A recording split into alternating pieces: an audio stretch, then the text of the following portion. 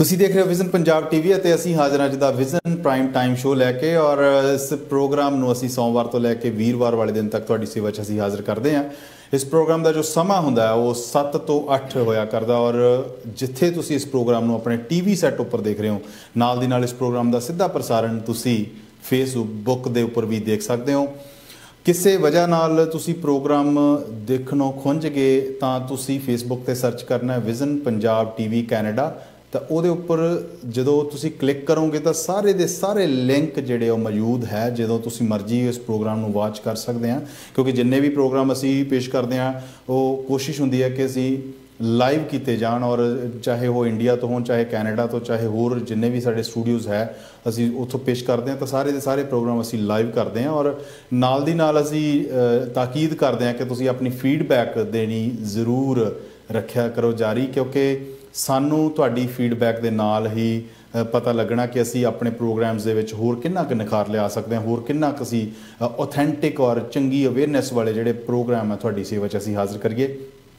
ਸੋ awareness ਤੋਂ ਗੱਲ ਅੱਗੇ ਤੋਰਦੇ ਹਾਂ ਤਾਂ ਅੱਜ ਅਸੀਂ ਤੁਹਾਡੇ ਰੂਬਰੂ ਇੱਕ ਅਜਿਹੀ ਸ਼ਖਸੀਅਤ ਨੂੰ ਕਰਨ ਜਾ ਰਹੇ ਹਾਂ ਜਿਨ੍ਹਾਂ ਨੇ ਜਦੋਂ ਅਸੀਂ ਕਹਿੰਦੇ ਹਾਂ ਕਿ ਅਸੀਂ ਸਾਰੇ ਦੇ ਸਾਰੇ ਡਾਇਸਪੋਰਾ ਨੂੰ ਹੰਢਾ ਕੇ ਜਦੋਂ ਅਸੀਂ ਕੈਨੇਡਾ ਦੇ ਵਿੱਚ ਆਉਣੇ ਚਾਹੇ ਕਿਸੇ ਵੀ ਕੰਟਰੀ ਤੋਂ ਆਈਏ ਤਾਂ ਖਾਸ ਕਰਕੇ ਸਾਡੀਆਂ ਕਮਿਊਨਿਟੀ ਦੀਆਂ ਕਿਉਂਕਿ ਪੰਜਾਬ ਦੇ ਨਾਲ ਅਸੀਂ ਸਾਡਾ ਵਿਵਸਥਾ ਹੈ ਅਸੀਂ ਔਰ ਸਾਡੀਆਂ ਜੜ੍ਹਾਂ ਪੰਜਾਬ ਦੇ ਨਾਲ ਹਨ ਤਾਂ ਇਸ ਕਰਕੇ ਅਸੀਂ ਸਮਝਦੇ ਹਾਂ ਕਿ ਜਦੋਂ ਪੰਜਾਬ ਦਾ ਕੋਈ ਵੀ ਵਿਅਕਤੀ ਕਿਸੇ ਬਾਹਰਲੀ ਕੰਟਰੀ ਦੇ ਵਿੱਚ ਜਾ ਕੇ ਮੱਲ ਮਾਰਦਾ ਤਾਂ ਸਾਨੂੰ ਇੱਕ ਮਾਣ ਮਹਿਸੂਸ ਹੁੰਦਾ। ਬੇਸ਼ੱਕ ਸਾਡਾ ਉਹਦੇ ਨਾਲ ਕੋਈ ਰਿਸ਼ਤਾ ਨਾਤਾ ਜਾਂ ਕੋਈ ਦੂਰ ਦੂਰ ਦਾ ਵੀ ਸੰਬੰਧ ਨਾ ਹੋਵੇ ਤਾਂ ਵੀ ਸਾਨੂੰ ਮਹਿਸੂਸ ਹੁੰਦਾ ਮਾਣ ਮਹਿਸੂਸ ਹੁੰਦਾ ਕਿ ਸਾਡਾ ਪੰਜਾਬੀ ਜਿਹੜਾ ਭਾਈ ਆ ਜਿਹੜਾ ਉਹ ਇੱਕ ਚੰਗੇ ਜਿਹੜੇ ਅਹੁਦੇ 'ਤੇ ਪਹੁੰਚਿਆ। ਸੋ ਅਜਿਹੀ ਸ਼ਖਸੀਅਤ ਅੱਜ ਤੁਹਾਡੇ ਅਸੀਂ ਰੂਬਰੂ ਕਰ ਰਹੇ ਹਾਂ ਜਿਸ ਨੇ ਪੰਜਾਬ ਤੋਂ ਆਪਣਾ ਸਫ਼ਰ ਆਰੰਭਿਆ ਅਤੇ ਫਿਰ ਕਿੱਧਰ ਦੀ ਹੋ ਕੇ ਕੈਨੇਡਾ ਦੀ ਧਰਤੀ 'ਤੇ ਆਏ ਅਤੇ ਫਿਰ ਇੱਕ ਬਹੁਤ ਵੱਡੀ ਪੋਸਟ ਜਿਹਨੂੰ ਅਸੀਂ ਜੱਜ ਕਹਿੰਦੇ ਹਾਂ ਸੋ ਅਜਿਹੀ ਪੋਸਟ ਜੱਜ ਤੋਂ ਉਹ ਸਿਟੀਜ਼ਨਸ਼ਿਪ ਜੱਜ ਤੋਂ ਰਿਟਾਇਰ ਹੋ ਕੇ ਸੋ ਉਸ ਤੋਂ ਬਾਅਦ ਉਹ ਕੋਈ ਖੜੋਤ ਨਹੀਂ ਆਈ ਉਹਨਾਂ ਨੇ ਫਿਰ ਇਹ ਬੀੜਾ ਚੁੱਕਿਆ ਕਿ ਸਮਾਜ ਦੇ ਵਿੱਚ ਕਮਿਊਨਿਟੀ ਦੇ ਲਈ ਇੱਕ ਸੋਸ਼ਲ ਵਰਕਰ ਦੇ ਤੌਰ 'ਤੇ ਉਹਨਾਂ ਨੇ ਕੰਮ ਜਿਹੜਾ ਆਰੰਭਿਆ ਹੋਇਆ ਔਰ ਅੱਜ ਵੀ ਕਰ ਰਹੇ ਨੇ। ਬੇਸ਼ੱਕ ਅਸੀਂ ਕਹਿੰਦੇ ਹਾਂ ਕਿ ਉਮਰਾਂ ਦੇ ਵਿੱਚ ਬਿਲਕੁਲ ਕੁਛ ਨਹੀਂ ਰੱਖਿਆ ਪਰ ਇੱਕ ਜਿਉਂਦੀ ਜਾਗਦੀ ਮਿਸਾਲ ਅੱਜ ਅਸੀਂ ਤੁਹਾਡੇ ਨਾਲ ਉਹਨਾਂ ਨੂੰ ਮਿਲਾਵਾਂਗੇ। ਸੋ ਮੇਰੀ ਮੁਰਾਦ ਹੈ ਹੈਰੀ ਧਾਲੀਵਾਲ ਜੀ ਤੋਂ ਤੁਹਾਡਾ ਬਹੁਤ ਬਹੁਤ ਸਵਾਗਤ ਹੈ ਜੀ। ਰਮਨ ਜੀ ਤੁਹਾਡਾ ਬਹੁਤ ਸ਼ੁਕਰੀਆ ਬੜੀ ਵਧੀਆ ਇੰਟਰੋਡਕਸ਼ਨ ਦੇਣ ਦਾ ਅਤੇ ਮੈਨੂੰ ਉਮੀਦ ਹੈ ਅਤੇ ਆਸ ਹੈ ਕਿ ਮੈਂ ਇਸ ਉੱਤੇ ਪੂਰਾ ਉਤਰਾਂਗਾ ਅਤੇ ਜਿਹੜੇ ਤੁਹਾਡੇ ਸਰੋਤੇ ਨੇ ਵਿਜ਼ਨ ਪੰਜਾਬ ਦੇ ਤੁਹਾਨੂੰ ਦੇਖਣ ਵਾਲੇ ਉਹਨਾਂ ਸਾਰਿਆਂ ਨੂੰ ਪਿਆਰ ਅਤੇ ਸਤਿਕਾਰ ਦੇ ਨਾਲ ਸਤਿ ਸ੍ਰੀ ਅਕਾਲ ਨਮਸਕਾਰ ਅਦਾਨ ਜੀ ਸਤਿ ਸ੍ਰੀ ਅਕਾਲ। ਸੋ ਅਸੀਂ ਧਾਲੀਵਾਲ ਸਾਹਿਬ ਜਦੋਂ ਤੁਸੀਂ ਕਹਿ ਰਹੇ ਨੇ ਇੰਟਰੋਡਕਸ਼ਨ ਵੈਸੇ ਜਿਹੋ ਜਿਹੀ ਤੁਹਾਡੀ ਸ਼ਖਸੀਅਤ ਹੈ ਕਿਸੇ ਤਾਰੀਫ ਦੀ ਉਹ ਮੁਹਤਾਜ ਨਹੀਂ ਹੁੰਦੀ ਪਰ ਫਿਰ ਵੀ ਕਈ ਵਾਰੀ ਅਜਿਹੇ ਲੋਕ ਅਜਿਹੇ ਦਰਸ਼ਕ ਸਾਡੇ ਭੈਣ ਭਰਾ ਹੁੰਦੇ ਨੇ ਜਿਨ੍ਹਾਂ ਨੇ ਪਹਿਲੀ ਵਾਰੀ ਨਾਮ ਜ਼ਰੂਰ ਸੁਣਿਆ ਹੁੰਦਾ ਪਰ ਦੇਖਿਆ ਪਹਿਲੀ ਵਾਰੀ ਹੁੰਦਾ ਔਰ ਅਜਿਹੇ ਦਰਸ਼ਕ ਤੁਹਾਨੂੰ ਅੱਜ ਦੇਖ ਰਹੇ ਨੇ। ਸੋ ਜੋ ਅੱਜ ਦਾ ਅਸੀਂ ਵਿਸ਼ਾ ਚੁਣਿਆ ਸੋ ਧਾਲੀਵਾਲ ਸਾਹਿਬ ਉਹਦੇ ਬਾਰੇ ਮੈਂ ਥੋੜ੍ਹਾ ਜਿਹਾ ਤੁਹਾਨੂੰ ਸੰਖੇਪ 'ਚ ਦੱਸਣਾ ਚਾਹੁੰਦਾ ਕਿ ਵਿਸ਼ਾ ਇਹ ਹੈ ਕਿ ਜਦੋਂ ਅਸੀਂ ਪ੍ਰਵਾਸ ਹੰਢਾ ਕੇ ਕਿਸੇ ਵੀ ਕੰਟਰੀ ਤੋਂ ਇੱਥੇ ਆਉਣੇ ਆ ਹੁਣ ਅਸੀਂ ਗੱਲ ਕਰਦੇ ਹਾਂ ਪੰਜਾਬ ਤੋਂ ਅਸੀਂ ਇੱਥੇ ਪਹੁੰਚੇ ਹਾਂ ਤਾਂ ਸਾਡਾ ਫਰਜ਼ ਬਣ ਜਾਂਦਾ ਬੇਸ਼ੱਕ ਅਸੀਂ ਆਪਣੀ ਰਹੁ ਰੀਤਾਂ ਕਲਚਰ ਆਪਣਾ ਨਾਲ ਚੱਕ ਕੇ ਲੈ ਕੇ ਆਉਣੇ ਕੈਰੀ ਕਰਕੇ ਲੈ ਕੇ ਆਉਣੇ ਆ ਪਰ ਫਿਰ ਵੀ ਜਿੱਥੇ ਅਸੀਂ ਪਹੁੰਚੇ ਹਾਂ ਉੱਥੋਂ ਦਾ ਜੋ ਸਿਸਟਮ ਹੈ ਉੱਥੋਂ ਦਾ ਜੋ ਕਲਚਰ ਹੈ ਉੱਥੋਂ ਦੀਆਂ ਜੋ ਰੀਤੀ ਰਿਵਾਜ ਨੇ ਉਹਨਾਂ ਨੂੰ ਅਸੀਂ ਆਪਣੇ 'ਤੇ ਹੰਢਾਉਣਾ ਹੁੰਦਾ ਜਾਂ ਇਹ ਕਹਿ ਲਓ ਕਿ ਅਸੀਂ ਅਮਲ ਦੇ ਵਿੱਚ ਲੈ ਕੇ ਆਉਣਾ ਹੁੰਦਾ। ਜੇ ਅਸੀਂ ਕਹਿ ਦਈਏ ਕਿ ਉੱਥੇ ਜੋ ਚੱਲਦਾ ਸੀ ਅਸੀਂ ਇੱਥੇ ਵੀ ਕਰਾਂਗੇ ਸ਼ਾਇਦ ਇਹ ਅਣਹੋਣੀ ਜਾਤ ਕਥਨੀ ਹੋਣੀ ਹੈ। ਸੋ ਇਸ ਕਰਕੇ ਕਈ ਵਾਰੀ ਅਸੀਂ ਦੇਖਦੇ ਹਾਂ ਕਿ ਇੱਥੇ ਚੰਗੇ ਨਾਗਰਿਕ ਉਹ ਬਹੁਤ ਘੱਟ ਜਿਹੜੇ ਨਜ਼ਰ ਆਉਂਦੇ ਆ। ਜੇ ਕਹਿ ਲਓ ਕਿ ਇਹ ਨਹੀਂ ਗੱਲ ਕਿ ਬੰਦੇ ਚੰਗੇ ਨਹੀਂ ਪਰ ਲੇਕਿਨ ਜਿਹੜੇ ਰੂਲ ਐਂਡ ਰੈਗੂਲੇਸ਼ਨਸ ਨੂੰ ਇਨ ਬਿਨ ਫੋਲੋ ਕਰਦੇ ਆ ਇੱਥੋਂ ਦੇ ਕਾਨੂੰਨ ਨੂੰ ਕੈਨੇਡਾ ਦੇ ਕਾਨੂੰਨ ਨੂੰ ਇਨ ਬਿਨ ਆਪਣੇ ਉੱਪਰ ਅਮਲੀ ਜਾਮਾ ਪਹਿਨਾਉਂਦੇ ਆ ਉਹ ਜਿਵੇਂ ਕਹਿੰਦੇ ਆ ਨਾ ਵੀ ਜੱਗ ਮੇ ਉੱਤਮ ਕੱਢ ਕੇ ਵਿਰਲੇ ਕਈ ਕੇ ਉਹ ਗਿਣਵੇਂ ਚੁਣਵੇਂ ਹੀ ਹੁੰਦੇ ਆ। ਸੋ ਉਹਨਾਂ ਉੱਪਰ ਅਸੀਂ ਅੱਜ ਜਿਹੜੀ ਚਰਚਾ ਕਰਾਂਗੇ ਔਰ ਕਿਵੇਂ ਚੰਗੇ ਨਾਗਰਿਕ ਬਣ ਸਕਦੇ ਆ ਕੈਨੇਡਾ ਦੇ ਵਿੱਚ ਰਹਿ ਕੇ ਕਿਉਂਕਿ ਤੁਹਾਡਾ ਜੋ ਐਕਸਪੀਰੀਅੰਸ ਹੈ ਤਜਰਬਾ ਹੈ ਉਹ ਇੱਕ ਚੰਗੇ ਕਹਿ ਲਓ ਕਿ ਜੱਜ ਦੇ ਅਹੁਦੇ ਤੋਂ ਤੁਸੀਂ ਰਿਟਾਇਰ ਹੋਏ ਹੋ ਉਹਦੇ ਸੰਬੰਧਿਤ ਅਸੀਂ ਉਸ ਚੌਖਟੇ ਦੇ ਵਿੱਚ ਰਹਿ ਕੇ ਅਸੀਂ ਜਾਣਾਂਗੇ ਤੁਹਾਡੇ ਤੋਂ, ਤੁਹਾਡੇ ਵਿਚਾਰ, ਤੁਹਾਡੇ ਓਪੀਨੀਅਨ ਕਿ ਕਿਸ ਤਰੀਕੇ ਦੇ ਨਾਲ ਅਸੀਂ ਉਹਨਾਂ ਨੂੰ ਇੱਕ ਜੋ ਕਾਨੂੰਨ ਆਪਣੇ ਉੱਪਰ ਲਾਗੂ ਕਰੀਏ। ਸੋ ਇਸ ਤੋਂ ਪਹਿਲਾਂ ਕਿ ਆਪਾਂ ਚਰਚਾ ਨੂੰ ਅੱਗੇ ਤੋਰੀਏ, ਮੈਂ ਤੁਹਾਡੇ ਬਾਰੇ, ਤੁਹਾਡੇ ਪਿਛੋਕੜ ਬਾਰੇ ਜਾਣਨਾ ਚਾਹੁੰਦਾ। ਤੁਹਾਡਾ ਪਿਛੋਕੜ ਪੰਜਾਬ ਤੋਂ, ਜਾਂ ਤੁਸੀਂ ਜਦੋਂ ਕੈਨੇਡਾ ਦੀ ਧਰਤੀ 'ਤੇ ਆਏ ਤਾਂ ਕਿੰਨੇ ਵਰ੍ਹੇ ਹੋ ਗਏ ਅਤੇ ਕਿੰਨੇ ਵਰ੍ਹੇ ਦੀ ਤੁਹਾਡੀ ਸਰਵਿਸ, ਤੁਸੀਂ ਇੱਥੋਂ ਤੱਕ ਪਹੁੰਚੇ? ਦੇਖੋ ਜੀ, ਜਿਹੜਾ ਪੰਜਾਬੀਅਤ ਜਿਹੜੀ ਹੈਗੀ ਆਪਣੀ ਪੰਜਾਬੀਅਤ, ਜਿਹਦੇ ਨਾਲ ਆਪਣਾ ਹੋਸ਼, ਜੋਸ਼ ਤੇ ਜਿਹੜਾ ਸੋਚ ਦਾ ਸੰਮੇਲ ਹੈਗਾ ਜੀ, ਇਹ ਬਹੁਤ ਪਾਵਰਫੁਲ ਹੈ। ਵਾਹ। ਉਹੀ ਪੰਜਾਬ ਨੂੰ ਜਦੋਂ ਦੇਖਦਾ, ਉਹ ਜਿਹੜੀ ਲੈਂਡ ਹੈ, ਉਹ ਧਰਤੀ ਹੈ, ਜਿਹੜਾ ਉਹ ਕਦਰਾਂ ਕੀਮਤਾਂ ਜਿਹੜੀਆਂ ਆਪਣੇ ਧਰਮ ਚੋਂ, ਸਮਾਜ ਚੋਂ, ਆਪਣੇ ਸਕੂਲਾਂ ਚੋਂ, ਮਾਂ ਪਿਓ ਚੋਂ ਜਿਹੜੇ ਸਿੱਖੀਆਂ ਨੇ, ਜਦੋਂ ਉਹਨਾਂ ਨੂੰ ਅਪਣਾਉਂਦਾ, ਉੱਥੇ ਉਹਨਾਂ ਦੀ ਐਪਲੀਕੇਸ਼ਨ ਕਰਦਾ, ਜਦੋਂ ਉਹਨਾਂ ਨੂੰ ਨਹੀਂ ਕਿਤੇ ਢੋਲ ਮਿਲਦੀ ਜਾਂ ਉਹਨਾਂ ਨੂੰ ਨਹੀਂ ਉਨੀ ਕਾਮਯਾਬੀ ਮਿਲਦੀ, ਫਿਰ ਉਹ ਜਿਹੜਾ ਸਮੇਲ ਹੈ, ਜਿਹੜਾ ਤਿੰਨੇ ਚੀਜ਼ਾਂ ਦਾ, ਹੋਸ਼, ਜੋਸ਼ ਤੇ ਸੋਚ ਦਾ, ਉਹ ਉਹਨਾਂ ਨੂੰ ਉੱਥੋਂ ਨਿਕਲਣ ਵਾਸਤੇ ਹੌਸਲਾ ਵੀ ਦਿੰਦਾ ਜੀ, ਅਕਲ ਵੀ ਦਿੰਦਾ, ਤਾਕਤ ਵੀ ਦਿੰਦਾ ਤੇ ਸਮਝ ਵੀ ਦਿੰਦਾ, ਸਾਰੀ ਚੀਜ਼ ਦਿੰਦਾ ਜੀ। ਉਹਦੇ ਧੱਕੇ ਹੋਏ ਮੈਂ ਆਪਣੀ ਪੰਜਾਬ ਐਗਰੀਕਲਚਰ ਯੂਨੀਵਰਸਿਟੀ ਤੋਂ ਬੀਟੈਕ ਕੀਤੀ 78 ਦੇ ਵਿੱਚ, ਲੁਧਿਆਣਾ। ਹਾਂ ਜੀ। ਤੇ ਜਗਰਾਵਾਂ ਦੇ ਕੋਲ ਮੇਰਾ ਪਿੰਡ ਸ਼ੇਰਪੁਰ ਕਲਾਂ ਮੇਰਾ ਪਿੰਡ ਹੈ ਜੀ। ਤੇ ਉੱਥੋਂ ਡਿਗਰੀ ਕਰਨ ਤੋਂ ਬਾਅਦ ਜਿਹੜੀ ਮੇਰੀ ਬਹੁਤ ਸਿਖਲਾਈ, ਸਾਡੀ ਜਿਹੜੀ ਯੂਨੀਵਰਸਿਟੀ ਦੀ ਜਿਹੜੀ ਐਜੂਕੇਸ਼ਨ ਹੈ, ਤੁਸੀਂ ਦੇਖੋਗੇ ਜਿਹੜੇ ਬਹੁਤੇ ਕਾਲਜ ਜਾਂ ਜਿਹੜੇ ਹੈਗੇ ਨੇ, ਉਹ ਤੁਹਾਨੂੰ ਪੈਸੇ ਬਣਾਉਣ ਵਾਸਤੇ ਟ੍ਰੇਨ ਕਰਦੇ ਆ, ਪਰ ਸਾਡੀ ਜਿਹੜੀ ਖਾਸੀਅਤ ਜਿਹੜੀ ਹੈ, ਹੋ ਸਕਦਾ ਆਮ ਲੋਕੀ ਨਹੀਂ ਇਹਨੂੰ ਅੰਡਰਸਟੈਂਡ ਕਰਦੇ, ਜਿਹੜੀ ਪੰਜਾਬ ਐਗਰੀਕਲਚਰ ਯੂਨੀਵਰਸਿਟੀ ਦਾ ਥੀਮ ਜਿਹੜਾ ਹੈਗਾ, ਉਹ ਹੈ ਵੀ how to make society better, how to make culture better, and how to ਜਿਹੜੀ ਇੱਥੋਂ ਦੀ, ਕਿਉਂਕਿ ਆਪਣਾ ਥੀਮ ਇਹ ਸੀ ਉਦੋਂ ਅੰਨ ਵਗੈਰਾ ਥੋੜਾ ਸੀ, ਵੀ ਕਿਵੇਂ ਆਪਾਂ ਪ੍ਰੋਡਿਊਸ ਕਰਨਾ, ਕਿਵੇਂ ਲੋਕਾਂ ਦੀ ਜਿਹੜੀ ਬਿਹਤਰੀ ਹੈ ਉਹੀ ਤੁਹਾਡੀ ਬਿਹਤਰੀ ਹੈ। तो ਸਾਨੂੰ ਸਿਖਾਇਆ ਹੋ ਜਾਂਦਾ। ਉਹਦੇ ਵਿੱਚ ਤੁਹਾਡੀਆਂ ਸੋਸ਼ਲ ਜਿਹੜੀਆਂ ਜੇ ਵਰਕਰ ਜਿਹੜੇ ਦਾ ਕੰਮ ਹੈ, ਖੇਡਾਂ ਦਾ ਵੀ ਕੰਮ ਹੈ, ਨੈਟਵਰਕਿੰਗ ਦਾ ਕੰਮ ਹੈ ਜੀ। ਤੁਸੀਂ ਦੇਖੋ ਵੀ 2700 ਬੱਚਾ ਉੱਥੇ ਪੜ੍ਹਦਾ ਹੈ ਤੇ ਉਹਨੂੰ 3500 ਤੇ 4500 ਦਾ ਜਿਹੜਾ ਸਟਾਫ ਹੈ ਉਹ ਸਟਾਫ ਹੈ। ਸੋ ਉਹਦਾ ਬਹੁਤ ਹੀ ਵਧੀਆ ਕਲਚਰ ਹੈ ਆਪਣੇ ਆਪ ਨੂੰ ਨਰਚਰ ਕਰਨ ਦਾ। ਤੇ ਤੁਸੀਂ ਘੱਟ ਸੁਣੋਗੇ ਇਹ ਲੋਕਾਂ ਤੋਂ ਕਿ ਇੰਨੀ ਡੀਪਲੀ ਬੰਦੇ ਕੋਈ ਆਮ ਤੌਰ ਤੇ ਸੋਚਦੇ ਨਹੀਂ, ਲੱਗਦਾ ਅਸੀਂ ਗਏ ਜੀ ਉੱਥੇ ਡਿਗਰੀ ਕਰਤੀ, ਪਰ ਉਹਦੀਆਂ ਜਿਹੜੀਆਂ ਗੱਲਾਂ ਨੇ ਉਹ ਜਦੋਂ ਮੈਂ ਸਾਰਾ ਕੁਝ ਉੱਥੇ ਅਪਲਾਈ ਕਰਨ ਦੀ ਕੋਸ਼ਿਸ਼ ਕੀਤੀ 7 ਮਹੀਨੇ ਜੌਬ ਕੀਤੀ ਤਾਂ ਉੱਥੇ ਤਕਰੀਬਨ ਇਹ ਹੈ ਵੀ ਤੁਹਾਨੂੰ ਇਹ ਹਾਲਾਤ ਆ ਗਏ ਵੀ ਇਹਨੂੰ ਸਰਦਾਰ ਨੂੰ ਉੱਥੇ ਭੇਜੋ ਜਿੱਥੇ ਉਹਨੂੰ ਪਾਣੀ ਨਾ ਮਿਲੇ ਬਾਲ ਧੋਣ ਵਾਸਤੇ। ਅੱਛਾ। ਰਾਜਸਥਾਨ ਦੇ ਵਿੱਚ ਬੜੀ I had a very good job and everything else. ਤੇ ਮੈਂ ਫਿਰ ਸੋਚਿਆ ਫਿਰ ਇੱਥੋਂ ਤੱਕ ਕਿ ਜਿਹੜੇ ਮਿਨਿਸਟਰ ਹੈ ਉਹ ਵਰਬਲ ਆਰਡਰ ਭੇਜਦੇ ਆਪਣੇ ਡਾਇਰੈਕਟਰ ਨੂੰ ਵੀ ਇਹਨੂੰ ਇਸ ਤਰ੍ਹਾਂ ਕਰੋ, ਇਹਨੂੰ ਐ ਕਰੋ, ਇਹਨੂੰ ਤੰਗ ਕਰੋ। ਮੈਂ ਆ ਕੇ ਇਹ ਬੜੇ ਧਿਆਨ ਨਾਲ ਸੋਚਿਆ ਕਿ ਇੱਥੋਂ ਤੱਕ ਕਿ ਮਾਰਨ ਤੱਕ ਵੀ ਲੋਕੀ ਉੱਠ ਜਾਂਦੇ ਨੇ ਕਿ ਜਦੋਂ ਤੁਸੀਂ ਕਿਸੇ ਦੀ ਰੋਜ਼ੀ ਰੋਟੀ, ਉਹਨਾਂ ਦੀ ਰੋਜ਼ੀ ਰੋਟੀ ਕਰਪਸ਼ਨ ਹੈ। ਜਦੋਂ ਮੈਂ ਉਹਨੂੰ ਸਟਾਪ ਕਰਦਾ, ਮੈਂ ਅਫਸਰ ਹੈ, ਮੌਕੇ ਦਾ ਅਫਸਰ ਹੈ, ਮੈਂ ਜਦੋਂ ਉਹਨੂੰ ਹਰ ਮਹੀਨੇ ਜਿਹੜਾ ਬੰਦਾ 20-25-50,000 ਰੁਪਏ ਬਣਾਉਂਦਾ ਹੈ ਤੇ ਉਹਨਾਂ ਦਿਨਾਂ ਦੇ ਵਿੱਚ ਅੱਜ ਤੋਂ 40 ਸਾਲ ਪਹਿਲਾਂ 48 ਸਾਲ ਪਹਿਲਾਂ ਮੈਂ ਉਹਨੂੰ ਬੰਦ ਕਰ ਰਿਹਾ ਹੁਣ ਤਾਂ ਫਿਰ ਮੇਰਾ ਗਲਾ ਘੁੱਟ ਨਹੀਂ। ਬਿਲਕੁਲ ਬਿਲਕੁਲ, ਕਿਉਂਕਿ ਉਹਨਾਂ ਦਾ ਤੋਰੀ ਫੁਲਕਾ ਬੰਦ ਹੋ ਰਿਹਾ। ਕੱਟ ਲੌਂਗ ਸਟੋਰੀ ਸ਼ੋਰਟ, ਉਹਨੂੰ ਕਰਕੇ ਜੀ ਮੈਂ ਇੱਥੇ ਆਇਆ। ਇੱਥੇ ਆ ਕੇ ਮੈਂ ਫਾਰਮ ਦੇ ਵਿੱਚ ਵੀ ਕੰਮ ਕੀਤਾ। ਮੈਂ ਫਾਰਮ ਦੇ ਵਿੱਚ ਕੰਮ ਕਰਨਾ ਬਹੁਤ ਵਧੀਆ ਸਮਝਿਆ ਕਿਉਂਕਿ ਅਸੀਂ ਪਿੰਡਾਂ ਵਾਲੇ ਬੰਦੇ ਹਾਂ, ਅਸੀਂ ਜਿਹੜੀ ਡਿਗਨਿਟੀ ਆਫ ਲੇਬਰ ਹੈ ਉਹਨੂੰ ਅੰਡਰਸਟੈਂਡ ਕਰਦੇ ਹਾਂ। ਤੇ ਮੈਨੂੰ ਕੋਈ ਅਸਰ ਨਹੀਂ ਲੱਗਿਆ ਵੀ ਫਿਰ ਉਸ ਤੋਂ ਬਾਅਦ ਮੈਂ ਟੈਕਸੀ ਚਲਾਈ 1.5-2 ਸਾਲ ਆਪਣੇ ਨੂੰ ਫਾਈਨੈਂਸ਼ੀਅਲੀ ਵਾਇਬਲ ਕਰਨ ਵਾਸਤੇ। ਫਿਰ ਉਸ ਤੋਂ ਬਾਅਦ ਸਕੂਲ ਗਏ ਜੀ। ਫਿਰ ਮੈਂ ਆਪਟੀਸ਼ਨ ਦਾ ਕੋਰਸ ਕੀਤਾ। ਫਿਰ ਮੈਂ 83 ਦੇ ਵਿੱਚ ਆਪਟੀਸ਼ਨ ਦੀ ਆਪਣਾ ਜਿਹੜਾ ਬਿਜ਼ਨਸ ਸਟਾਰਟ ਕੀਤਾ। ਆਪਟੀਕਲ ਸਟੋਰ ਬਹੁਤ ਘੱਟ ਹੁੰਦੇ ਸੀ ਉਦੋਂ ਆਪਣੇ ਲੋਕਾਂ ਦੇ ਜੀ। ਤੇ ਉਹ ਮੈਂ 23 ਸਾਲ ਉਹ ਕੰਮ ਕੀਤਾ। ਉਸ ਕੰਮ ਦੇ ਵਿੱਚ 5 ਸਾਲ ਦੇ ਮੈਂ ਹੁੰਦਾ ਵੀ ਨਾਰਮਲ ਜਦੋਂ ਨਵਾਂ ਆਉਂਦਾ ਬੰਦਾ ਮਿਹਨਤ ਕਰਦਾ, ਮੁਸ਼ੱਕਤ ਕਰਦਾ, ਥੋੜੀ ਜਿਹੀ ਕਾਮਯਾਬੀ ਮਿਲਦੀ ਹੈ। ਫਿਰ ਮੇਰੇ ਮਨ ਵਿੱਚ ਇਹ ਹੈ ਵੀ ਜਿਹੜੀਆਂ ਮੈਂ ਸਾਰੀਆਂ ਗੱਲਾਂ ਉੱਥੋਂ ਕਦਰਾਂ ਕੀਮਤਾਂ ਇੱਕ ਸਿੱਖੀਆਂ ਆਪਣੇ ਲੋਕਾਂ ਤੋਂ, ਆਪਣੀ ਧਰਤੀ ਤੋਂ, ਆਪਣੇ ਸਿਸਟਮ ਤੋਂ, ਉਹ ਮੈਂ ਜਾ ਕੇ ਇੱਕ ਓਪਰੇ ਬੰਦਿਆਂ ਵਿੱਚ, ਓਪਰੀ ਧਰਤੀ ਵਿੱਚ, ਓਪਰੀ ਬੋਲੀ ਵਿੱਚ ਜਦੋਂ ਅਪਲਾਈ ਕੀਤਾ ਤਾਂ ਮੈਨੂੰ ਉਹ ਸਕਸੈਸ ਮਿਲ ਰਹੀ ਹੈ ਨਾ।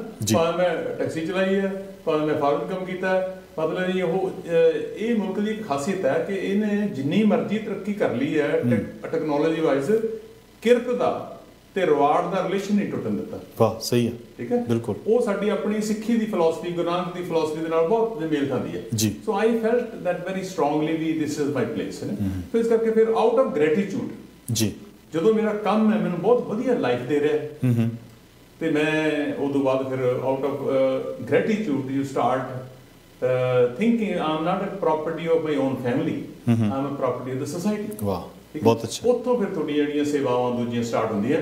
ਤੁਸੀਂ ਕਿਸੇ ਦੀ ਹੈਲਪ ਕਰਨੀ ਹੈ, ਬੱਚਿਆਂ ਦੀ, ਬੜੇ ਅਨਐਜੂਕੇਟਡ ਬੰਦੇ ਜਾਂ ਅਨਸੋਫਿਸਟੀਕੇਟਡ ਬੰਦੇ ਜਿਹੜੇ ਇਸ ਨੂੰ ਨਹੀਂ ਸਮਝਦੇ, ਉਹਨਾਂ ਦੇ ਨਾਲ ਹੌਲੀ ਹੌਲੀ ਮੈਂ ਉੱਥੇ ਜਦੋਂ 5 ਸਾਲ ਬਹੁਤ ਕੰਮ ਕੀਤਾ ਆਪਣੀ ਜਿਹੜਾ ਆਪਣਾ ਕੰਮ। ਉਸ ਤੋਂ ਬਾਅਦ ਮੈਂ ਜ਼ਿਆਦਾ ਜਿਹੜਾ ਕੰਮ ਹੈ ਲੋਕਾਂ ਦੇ ਨਾਲ ਇੱਧਰ ਉੱਧਰ ਆਪਣੀ ਇੱਥੋਂ ਦੀਆਂ ਬਿਜ਼ਨਸ ਆਰਗੇਨਾਈਜੇਸ਼ਨ ਦੇ ਵਿੱਚ ਤੁਸੀਂ ਪਾਰਟਿਸਿਪੇਟ ਕਰਨਾ, ਇੱਥੋਂ ਦੀਆਂ ਜਿਹੜੀਆਂ ਸਰਵਿਸਿਜ਼ ਆਰਗੇਨਾਈਜੇਸ਼ਨ ਉਹਨਾਂ 'ਚ ਪਾਰਟਿਸਿਪੇਟ ਕਰਨਾ, Lions Club, Rotary Club, United Way, ਇਹੋ ਜਿਹੀਆਂ ਜਿਹੜੇ ਇੱਥੋਂ ਦੀਆਂ ਬ੍ਰੇਕਫਾਸਟ ਕਲੱਬ, ਜਿਹੜੇ ਕਿ ਯੂ ਅੰਡਰਸਟੈਂਡ ਜਿਹੜੀ ਪਲਸ ਆਫ ਦ ਸੋਸਾਇਟੀ ਵੀ ਮੈਂ ਰਹਿਣਾ ਹੈ। Everything is not hunky dory, everything is not great for everybody, there are always going to be misfortune, ਯਾਨੀ ਜਿਹੜੇ ਅਨਫੋਰਚੂਨੇਟ ਬੰਦੇ ਨੇ ਉਹਨਾਂ ਨੂੰ ਵੀ ਨਾਲ ਲੈ ਕੇ ਕਿਵੇਂ ਚੱਲਣਾ ਜੀ ਆਊਟ ਆਫ ਗ੍ਰੈਟੀਟਿਊਡ। ਸੋ ਉਹਦੇ ਨਾਲ ਹੈਲਪ ਕਰਨ ਲੱਗ ਗਿਆ। Then after that I also felt very ਵੀ ਜਿਹੜੀ ਪੋਲੀਟੀਕਲ ਜਿਹੜੀ ਤੁਹਾਡੀਆਂ ਸਿਵਿਕ ਡਿਊਟੀਜ਼ ਨੇ ਜੀ, ਆਪਣੀ ਵੋਟ ਨੂੰ ਚੰਗੀ ਤਰ੍ਹਾਂ ਕਰਨਾ, ਆਪਣਾ ਓਪੀਨੀਅਨ ਜਿਹੜਾ ਲੋਕਾਂ ਨੂੰ ਜ਼ਰੂਰ ਦੱਸਣਾ, ਤੇ ਉਹਦੇ ਨਾਲ ਫਿਰ ਤੁਹਾਡੀ ਪੋਲੀਟੀਕਲ ਇਨਵੋਲਵਮੈਂਟ ਹੋ ਜਾਂਦੀ ਹੈ। ਪੋਲੀਟੀਕਲ ਇਨਵੋਲਵਮੈਂਟ ਤੋਂ ਬਾਅਦ ਫਿਰ ਤੁਸੀਂ I also ran as a member of parliament also ਇਨ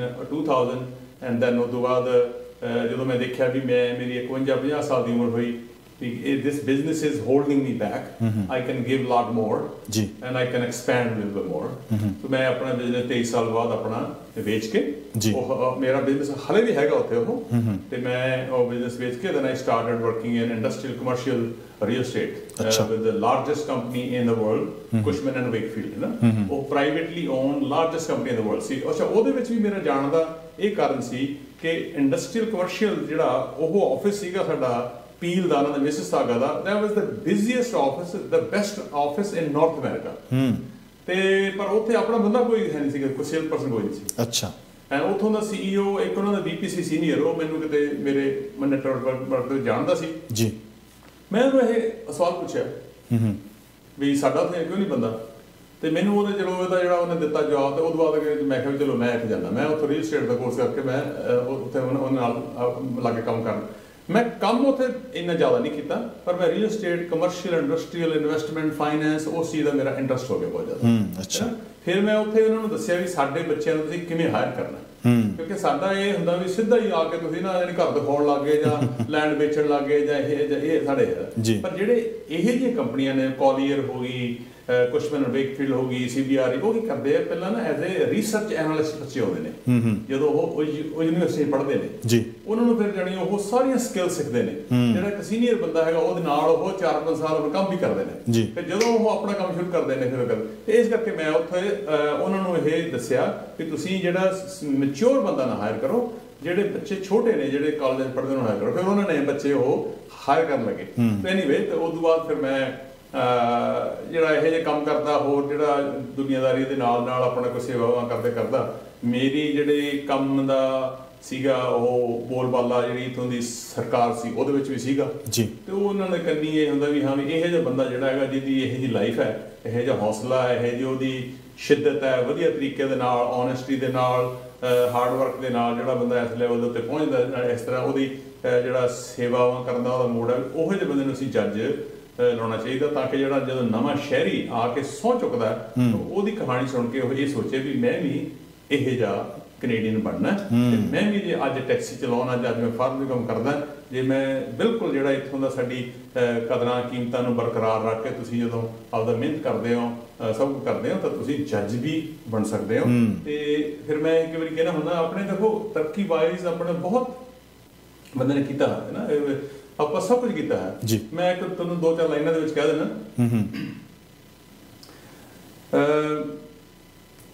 ਨਿਕਲੇ ਸੀ ਘਰੋਂ ਇਹ ਬਣ ਸੰਤਰੀ।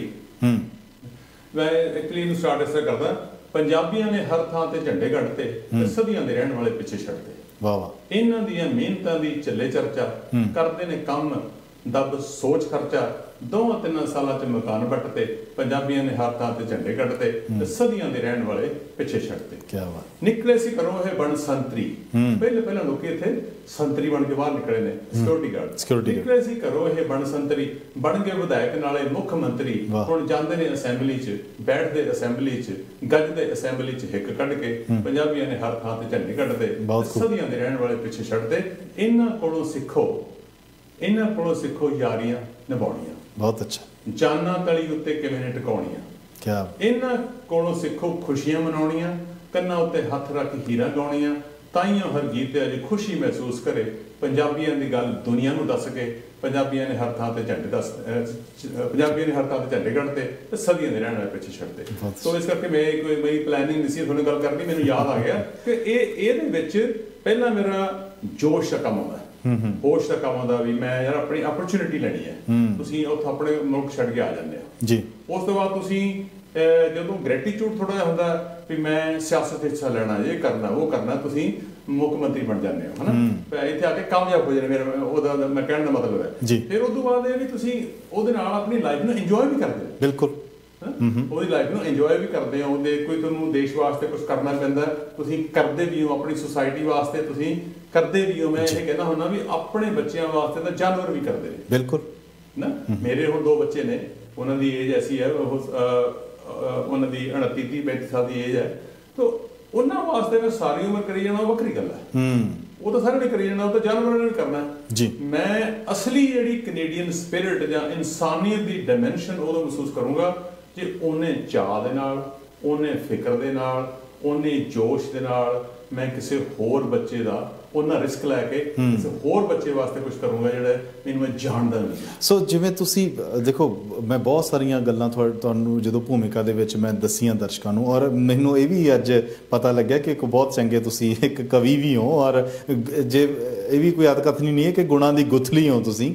ਹੋਰ ਪਤਾ ਨਹੀਂ ਕੀ ਜਿਹੜਾ ਬਾਹਰ ਆਉਣਾ, ਔਰ ਸਾਡੇ ਕੋਲੇ ਸਮਾਂ ਬੜਾ ਸੀਮਤ ਹੁੰਦਾ। ਔਰ ਮੈਂ ਨਾਲ ਦੀ ਨਾਲ ਥੋੜ੍ਹਾ ਜਿਹਾ ਹੋਰ ਜਾਣਨਾ ਚਾਹਣਾ ਕਿ ਜਦੋਂ ਤੁਸੀਂ ਜੱਜ ਦੀਆਂ ਸੇਵਾਵਾਂ ਨਿਭਾਉਂਦੇ ਸੀ, ਜਾਂ ਤੁਸੀਂ ਸਾਬਕਾ ਜੱਜ ਦੇ ਤੌਰ 'ਤੇ ਹੁਣ ਅੱਜ ਸਾਡੇ ਨਾਲ ਗੱਲਬਾਤ ਕਰ ਰਹੇ ਹੋ, ਜੱਜ ਦੀਆਂ ਸੇਵਾਵਾਂ ਨਿਭਾਉਂਦੇ ਹੋਏ ਜਦੋਂ ਸਾਡੇ ਭਾਈਚਾਰੇ ਦੇ ਜਾਂ ਕਮਿਊਨਿਟੀ ਦੇ ਲੋਕ ਤੁਹਾਡੇ ਕੋਲੇ ਸਹੁੰ ਚੁੱਕਣ ਦੇ ਲਈ ਆਉਂਦੇ, ਕਿਉਂਕਿ ਸਿਟੀਜ਼ਨਸ਼ਿਪ ਦੇ ਤੌਰ 'ਤੇ ਤੁਸੀਂ ਜੱਜ ਦੀਆਂ ਸੇਵਾਵਾਂ ਨਿਭਾਈਆਂ ਨੇ, ਤਾਂ ਉਦੋਂ ਤੁਸੀਂ ਕੀ ਮਹਿਸੂਸ ਕਰਦੇ ਹੋ ਜਦੋਂ, ਕਿਉਂਕਿ ਸਿਟੀਜ਼ਨਸ਼ਿਪ ਲੈਣ ਦੀ ਜਿਹੜੀ ਚਾਹ ਹੁੰਦਾ ਇੱਕ ਵੀ ਅਸੀਂ ਲਈਏ, ਅਸੀਂ ਨਾਗਰਿਕ ਬਣੀਏ, ਪਰ ਸਿਰਫ ਨਾਗਰਿਕ ਨਹੀਂ, ਚੰਗੇ ਨਾਗਰਿਕ ਹੋਣਾ ਇਹ ਬਹੁਤ ਲਾਜ਼ਮੀ ਹੈ। ਔਰ ਤੁਸੀਂ ਕੀ ਮਹਿਸੂਸ ਕਰਦੇ ਸੀ ਜਦੋਂ ਸਹੁੰ ਚੁੱਕਣ ਆਉਂਦੇ ਸੀ ਕਿ ਤੁਸੀਂ ਪਰਸਨਲੀ ਵੀ ਉਹਨਾਂ ਨਾਲ ਕਦੇ ਮੁਲਾਕਾਤ ਕੀਤੀ ਹੈ ਕਿ ਬਈ ਅੱਜ ਸਹੁੰ ਤਾਂ ਤੂੰ ਚੁੱਕ ਲਈ, ਨਾਗਰਿਕ ਤਾਂ ਸਿਟੀਜ਼ਨ ਤਾਂ ਤੂੰ ਬਣ ਗਿਆ, ਪਰ ਇਸ ਤੋਂ ਬਾਅਦ ਦੀਆਂ ਜਿਹੜੀਆਂ ਤੇਰੀਆਂ ਜ਼ਿੰਮੇਵਾਰੀਆਂ ਨੇ, ਤੇਰੀ ਡਿਊਟੀਜ਼ ਹੈ, ਤੇਰੇ ਆਪਣੇ ਤੂੰ ਪ੍ਰਣ ਕੀ ਲੈ ਰਿਹਾ ਕਿ ਵੀ ਤੂੰ ਇਸ ਧਰਤੀ ਨੂੰ ਜਿਹਨੇ ਤੈਨੂੰ, ਇਸ ਕਰਮ ਭੂਮੀ ਨੇ ਜਿਹਨੇ ਤੇਰੀਆਂ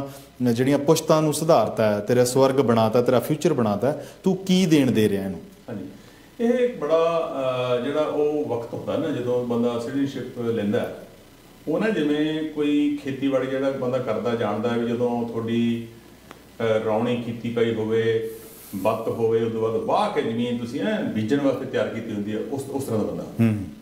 You are able to accept everything. Emotionally you are open. ਜੀ, ਹੈ ਨਾ।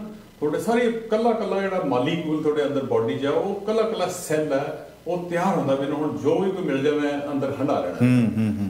ਸੋ ਉਹ ਸਮਾਂ ਜਿਹੜਾ ਹੈਗਾ ਬਹੁਤ ਪਾਵਰਫੁਲ ਹੈ ਜੀ। ਕੱਲਾ ਸ਼ਬਦ ਕਿਹਾ ਹੋਇਆ ਤੁਹਾਡਾ ਲੋਕਾਂ ਦੀ ਲਾਈਫ ਚੇਂਜ ਕਰ ਸਕਦਾ ਹੈ। And I have experience that ਜੀ, ਕਿ ਸਾਨੂੰ 2 ਤਰ੍ਹਾਂ ਦੇ ਉੱਥੇ ਲੋਕ ਮਿਲਦੇ ਨੇ। ਇੱਕ ਤਾਂ ਮਿਲਦੇ ਆ ਵੀ ਜਿਹੜੇ ਕਿ ਸਿੱਧਾ ਹੀ ਉਹਨਾਂ ਦਾ ਪ੍ਰੋਸੈਸ ਹੋਇਆ, ਜਿਹੜੀ ਉਹਨਾਂ ਦੀ ਸਿਟੀਜ਼ਨਸ਼ਿਪ ਹੋਈ ਪ੍ਰੋਸੈਸ, ਤੇ 95% ਬੰਦੇ ਉਸ ਤਰ੍ਹਾਂ ਹੁੰਦੇ ਨੇ, ਠੀਕ ਹੈ। ਫਿਰ ਕੁਝ ਬੰਦੇ ਐਸੇ ਹੁੰਦੇ ਨੇ ਜਿਹੜੇ ਕਿ ਬਹੁਤ ਉਹਨਾਂ ਦੇ ਕੇਸਿਸ ਡਿਫਿਕਲਟ ਹੁੰਦੇ ਨੇ, ਉਹਨਾਂ ਦੀ ਟਰੈਵਲਿੰਗ ਹਿਸਟਰੀ ਬਹੁਤ ਜ਼ਿਆਦਾ ਹੁੰਦੀ ਹੈ, ਉਹਨਾਂ ਨੂੰ ਟਰੇਸ ਕਰਨਾ ਹੈ, ਜਾਂ ਕੋਈ ਪਿੱਛੇ ਕੋਈ ਬੰਦਾ ਰਿਪੋਰਟ ਕਰ ਦਿੰਦਾ, ਕਿਸੇ ਨੇ ਪੋਇਜ਼ਨ ਲੈਟਰ ਲਿਖਤਾ, ਕਿਸੇ ਨੇ ਵੀ ਕਿਉਂਕਿ ਆਪਣੇ ਕਲਚਰ ਦੇ ਵਿੱਚ ਬੜਾ ਜੀ, ਕਿਸੇ ਦੀ ਕੁੜੀ ਨਹੀਂ ਮੰਗਾਈ, ਉਹਦੇ ਮੁੰਡੇ ਦੇ ਲੈਟਰ ਲਿਖਤਾ, ਜੇ ਮੁੰਡੇ ਨੇ ਮੰਗਾਇਆ ਤਾਂ ਕੁੜੀ ਲਿਖਤਾ। ਸੋ ਇਹ ਜਿਹੀਆਂ ਚੀਜ਼ਾਂ ਜਿਹੜੀਆਂ ਹੈਗੀਆਂ, ਜਿਹੜੇ ਉਹਨਾਂ ਦੇ ਫਿਰ ਕੇਸਿਸ ਲੱਗੇ ਨੇ ਤੁਹਾਡੇ, ਉਹ ਜਿਹੜਾ ਕੇਸ ਹੈ ਜੱਜ ਦਾ 80% ਸਮਾਂ, 80-85% ਸਮਾਂ ਜਿਹੜੇ ਉਹ ਕੇਸਿਸ ਦੀ ਹੀਅਰਿੰਗ ਹੁੰਦੀ ਆ ਉਹਦੇ ਲੱਗਦਾ ਹੈ। ਅੱਛਾ, ਉਹਦੇ ਵਿੱਚ ਤੁਸੀਂ ਉਸ ਬੰਦੇ ਨੂੰ ਫਿਰ ਬਹੁਤ ਚੰਗੀ ਤਰ੍ਹਾਂ ਜਾਣਨ ਲੱਗ ਜਾਂਦੇ ਹੋ। ਜਾਣਨ ਮਤਲਬ ਉਹਦੀ ਸਾਰੀ ਹਿਸਟਰੀ ਪਤਾ ਲੱਗ ਜਾਂਦੀ ਹੈ। ਸੋ इस तरह करके दो तरह के बंदे होंगे ਉਹਦੇ ਵਿੱਚ ਤੁਹਾਨੂੰ ਜਿਹੜੀ ਕਮਿਊਨੀਕੇਸ਼ਨ ਕਰਨ ਦਾ ਬਹੁਤ ਚਾਂਸ ਮਿਲਦਾ ਹੈ ਤਾਂ 3 ਘੰਟੇ ਦੀ ਹੀਅਰਿੰਗ ਹੋ ਸਕਦੀ ਹੈ 2 ਘੰਟੇ ਦੀ ਹੋ ਸਕਦੀ ਹੈ ਉਹਦੇ ਵਿੱਚ ਤੁਸੀਂ ਉਹਦੀ ਸਾਰੀ ਸਟੋਰੀ ਦੇ ਪਤਾ ਤੁਸੀਂ ਉਹਨੂੰ ਸਾਰਾ ਗਾਈਡ ਕਰ ਰਹੇ ਹੋ ਕੀ ਕਰਨਾ ਹੈ ਕੀ ਨਹੀਂ ਉਹਦੀ ਜਿੰਨੀ ਕੋਈ ਕੋਈ ਡਾਕੂਮੈਂਟੇਸ਼ਨ ਦੀ ਲੋੜ ਹੁੰਦੀ ਹੈ ਅਸੀਂ ਉਹਨੂੰ ਕਹਿੰਦੇ ਲਿਆਓ ਉਹ ਮੁੜ ਕੇ ਲੈ ਕੇ ਆਉਂਦਾ ਹੈ ਫਿਰ ਹੁੰਦਾ ਸੋ ਇਸ ਕਰਕੇ ਇੱਕ ਨੂੰ ਤਾਂ ਅਸੀਂ ਬਹੁਤ ਜਿਹੜੇ ਕੁਝ ਬੰਦੇ ਵਿੱਚ ਜਿਹੜੇ ਬੈਠੇ ਹੁੰਦੇ ਨੇ ਉਹਨਾਂ ਚੋਂ ਅਸੀਂ ਬਹੁਤ ਜਾਣਦੇ ਹਾਂ ਕਈ ਨੂੰ ਬਿਲਕੁਲ ਨਹੀਂ ਜਾਣਦੇ ਉੱਥੇ ਜਿਹੜਾ ਕੱਲਾ ਬੰਦਾ ਹੁੰਦਾ ਆਮ ਲੋਕ ਆ ਕੇ ਜੱਜ ਦੇ ਨਾਲ ਫੋਟੋ ਖਿਚਾਉਂਦਾ ਹੈ ਜੀ ਸੋ ਮੇਰੀ ਇਹ ਵੀ ਮੈਂ ਬਾਡੀ ਲੈਂਗੁਏਜ ਨੂੰ ਬਹੁਤ ਮਹੱਤਤਾ ਦਿੰਦਾ ਤੇ ਜਦੋਂ ਤੁਸੀਂ ਕਮਿਊਨੀਕੇਸ਼ਨ ਬਹੁਤ ਜ਼ਿਆਦਾ ਕਰਨ ਤੁਹਾਡੇ ਅੰਦਰ ਹੋਵੇ ਤਾਂ ਤੁਸੀਂ ਜ਼ਿਆਦਾ ਜਿਹੜੀ ਉਦੋਂ ਕਮਿਊਨੀਕੇਸ਼ਨ ਜਿਹੜੀ ਤੁਹਾਡੀ ਅੱਖਾਂ ਰਾਹੀਂ ਜਾਂ ਤੁਹਾਡੀ ਬਾਡੀ ਰਾਹੀਂ ਹੁੰਦੀ ਹੈ so actually I was able to see in those days ਜਿਹੜਾ ਡ੍ਰੀਮ ਕਿਸੇ ਦੀ ਅੱਖ ਦੇ ਵਿੱਚ ਤੇ ਉਹਦੇ ਪਿੱਛੇ ਜਿਹੜਾ ਪੇਨ ਹੈ ਜਿਹੜਾ 15 ਸਾਲ ਬੰਦਾ ਕੋਈ ਕਿੱਥੋਂ ਆਇਆ ਹੋਊਗਾ ਕੋਈ ਟਰੱਕਾਂ ਦੇ ਵਿੱਚ ਰਲ ਕੇ ਕੋਈ ਕਿੱਥੋਂ ਕੋਈ ਵਿਚਾਰਾ ਕਿਸੇ ਤਰੀਕੇ ਦੇ ਨਾਲ ਕੋਈ ਕਿਵੇਂ ਜੀ ਉਹ ਜਿਹੜਾ and then you can actually feel ਜਦੋਂ ਉਹਨਾਂ ਨਾਲ ਤੁਸੀਂ ਹੱਥ ਮਿਲਾਉਂਦੇ ਹੋ ਇਹ ਬੰਦਾ ਕਿੰਨਾ ਐਪਰੀਸ਼ੀਏਟ ਹੈ ਨਾ ਸੋ ਉਦੋਂ ਫਿਰ ਜਦੋਂ ਤੁਸੀਂ ਉਹਨਾਂ ਨੂੰ ਐਗਜ਼ਾਮਪਲਾਂ ਦਿੰਦੇ ਆ ਕਿਵੇਂ ਆ ਤੇ ਉਹ ਜਿਹੜੀਆਂ ਬੜੀਆਂ ਪਾਵਰਫੁਲ ਹੁੰਦੀਆਂ ਜਿਹੜਾ ਹੋਰ ਜੱਜ ਦਾ ਇਕੱਲਾ ਦੇਖੋ ਜੱਜ ਦਾ ਜਿਹੜਾ ਰੋਲ ਹੈ ਨਾ then people need to understand ਜੱਜ ਦਾ ਇਹ ਰੋਲ ਨਹੀਂ ਹੈ ਵੀ ਮੈਂ 8 ਵਜੇ ਤੋਂ ਲੈ ਕੇ 3 ਵਜੇ ਤੱਕ ਮੇਰਾ ਕੰਮ ਹੈ ਤੇ ਉਦੋਂ ਜੱਜਾਂ ਦੇ ਬਾਅਦ ਵਿੱਚ ਮੈਂ ਜੱਜ ਨਹੀਂ ਹੈ ਤੁਸੀਂ ਜੇ ਰਾਤ ਨੂੰ ਮੈਂ 11 ਵਜੇ ਹਸਪੀਟਲ ਵੀ ਕਿਸੇ ਆਪਣੇ ਮਦਰ ਨੂੰ ਜਾਂ ਕਿਸੇ ਨੂੰ ਲੈ ਕੇ ਜਾਣਾ ਮੈਂ ਉਦੋਂ ਵੀ ਜੱਜ ਹਾਂ ਬਿਲਕੁਲ ਠੀਕ ਸੋ ਇਹ ਜਿਹੜੀ ਰਿਸਪੌਂਸਿਬਿਲਿਟੀ ਹੈ ਇਹ ਜਿਹੜੇ ਹੁਣ ਵੀ ਬੰਦੇ ਨੇ MP ਲਾ ਲਓ MLA ਲਾ ਲਓ ਜਦੋਂ ਤੁਸੀਂ ਐਸੀ ਤੁਹਾਡੀ ਰਿਸਪੌਂਸਿਬਿਲਿਟੀ ਹੈ ਜਿਹੜੀ ਕਿ ਪਬਲਿਕ ਹੈ ਜਿਹੜਾ ਸਿਸਟਮ ਹੈ ਉਹਨੇ ਤੁਹਾਨੂੰ ਪਾਵਰ ਦਿੱਤੀ ਹੋਈ ਹੈ then you need to understand obligated ਕਿ ਹਾਉ ਜਿਹੜਾ ਕੱਲਾ ਸੈਂਟ ਹੈ ਤੁਹਾਡੇ ਪੇ ਚੈੱਕ ਦੇ ਉੱਤੇ ਉਹ ਲੋਕਾਂ ਦਾ ਪੈਸਾ ਹੈ ਹੈਨਾ ਕੋਈ ਬੇਸਮੈਂਟ ਬਣਾ ਰਿਹਾ ਹੈ ਕੋਈ ਬੰਦਾ ਪੀਜ਼ਾ ਡਿਲੀਵਰ ਕਰ ਰਿਹਾ ਹੈ ਕੋਈ ਕਿਵੇਂ ਕਰ ਰਿਹਾ ਹੈ ਤੇ ਉਹਦਾ ਜਿਹੜਾ ਓਬਲੀਗੇਸ਼ਨ ਹੈ ਉਹ ਤੁਸੀਂ ਅੰਡਰਸਟੈਂਡ ਕਰਦਾ ਜਿਹੜਾ ਬੰਦਾ ਉਹ ਆਪਣੀ ਜੌਬ ਨੂੰ ਬਹੁਤ ਵਧੀਆ ਤਰੀਕੇ ਨਾਲ ਕਰਦਾ ਜੱਜ ਦੀ ਜੌਬ ਐਸੀ ਹੁੰਦੀ ਹੈ ਕਿ ਮੈਂ ਇੱਕ ਇੰਡੀਪੈਂਡੈਂਟ ਵਾਚਡੌਗ ਹੈ ਮੈਂ ਹਾਲਾਂਕਿ ਤੁਹਾਨੂੰ ਪ੍ਰਾਈਮ ਮਿਨਿਸਟਰ ਕੈਬਨਿਟ ਦੀ ਸਲਾਹ ਦੇ ਨਾਲ ਅਪਾਇੰਟ ਕਰਦਾ ਪਰ ਉਸ ਤੋਂ ਬਾਅਦ ਮੇਰਾ ਫੋਨ ਨੰਬਰ ਉਹਨਾਂ ਦੇ ਡੇਟਾਬੇਸ ਨਹੀਂ ਹੋਊਗਾ ਅੱਛਾ ਪ੍ਰਾਈਮ ਮਿਨਿਸਟਰ ਜਾਂ ਕੋਈ ਕੈਬਨਿਟ ਦਾ ਬੰਦਾ ਜਾਂ MP ਡੇਅਰ ਨਹੀਂ ਕਰ ਸਕਦਾ ਜੱਜ ਨੂੰ ਫੋਨ ਕਰਨ ਵਾਸਤੇ ਵੀ ਆਹ ਸਾਡਾ ਤੂੰ ਕੰਮ ਕਰੋ ਮਤਲਬ ਇੰਡੀਆ ਵਾਲਾ ਸਿਸਟਮ ਬਿਲਕੁਲ ਨਹੀਂ ਸੋ ਐਨੀਵੇ ਜਦੋਂ ਫਿਰ ਉਹ ਜੱਜ ਦੀ ਜੌਬ ਨਹੀਂ ਹੁੰਦੀ ਹੈ ਜਦੋਂ ਮੇਰੇ ਕੋਲ ਐਪਲੀਕੇਸ਼ਨ ਆ ਰਹੀ ਹੈ ਇੱਕ ਐਪਲੀਕੇਸ਼ਨ ਇਸ ਤਰ੍ਹਾਂ ਆ ਰਹੀ ਹੈ ਕਿ ਉਹ ਬੰਦਾ ਮਹਿਸੂਸ ਕਰਦਾ ਹੈ ਵੀ ਉਹਨੂੰ ਸਿਟੀਜ਼ਨਸ਼ਿਪ ਮਿਲਣੀ ਚਾਹੀਦੀ ਹੈ ਪਰ ਮੈਂ ਉਹਨੂੰ ਨਹੀਂ ਦਿੰਦਾ ਜੀ ਉਹ ਜਿਹੜਾ ਐਪਲੀਕੈਂਟ ਹੈ ਉਹ ਵੀ ਜਿਹੜਾ ਫੈਡਰਲ ਕੋਰਟ ਦੇ ਮੈਨੂੰ ਵਿੱਚ ਚੈਲੰਜ ਕਰ ਸਕਦਾ ਹੈ ਤੇ ਦੂਸਰੇ ਪਾਸੇ ਜਿਹੜੀਆਂ ਦੂਸਰੀਆਂ ਐਪਲੀਕੇਸ਼ਨਾਂ ਨੇ ਜਿਹਦੇ ਕਿ ਬਹੁਤ ਆਬਜੈਕਸ਼ਨ ਲੱਗੇ ਹੁੰਦੇ ਨੇ ਜੀ ਬਹੁਤ ਉਹਦੇ ਤੇ ਆਬਜੈਕਸ਼ਨ ਲੱਗੇ ਨੇ ਮਿਨਿਸਟਰ ਦੇ ਆਫਿਸ ਤੋਂ ਆ ਰਹੀ ਹੈ ਉਹ ਆ ਰਿਹਾ ਤੇ ਮੈਂ ਉਹਨੂੰ ਜਿਹੜੀ ਮੇਰੀ ਹੀਅਰਿੰਗ ਹੋ ਰਹੀ ਹੈ ਜੀ ਹੀਅਰਿੰਗ ਦੇ ਵਿੱਚ ਮੈਂ ਜਿਹੜੇ ਉਹ ਡਾਕੂਮੈਂਟੇਸ਼ਨ ਦਿੱਤੀ ਹੈ ਮੈਂ ਉਹ ਤੋਂ ਸੈਟੀਸਫਾਈਡ ਹਾਂ ਹੈਨਾ ਮੈਂ ਉਹਨੂੰ ਸਿਟੀਜ਼ਨਸ਼ਿਪ ਦੇ ਦਿੰਦਾ ਠੀਕ ਹੈ ਤਾਂ ਮੈਨੂੰ ਜਿਹੜਾ ਮਿਨਿਸਟਰ ਉਹਦੇ ਆਫਿਸ ਜਾਂਦੀ ਫਾਈਲ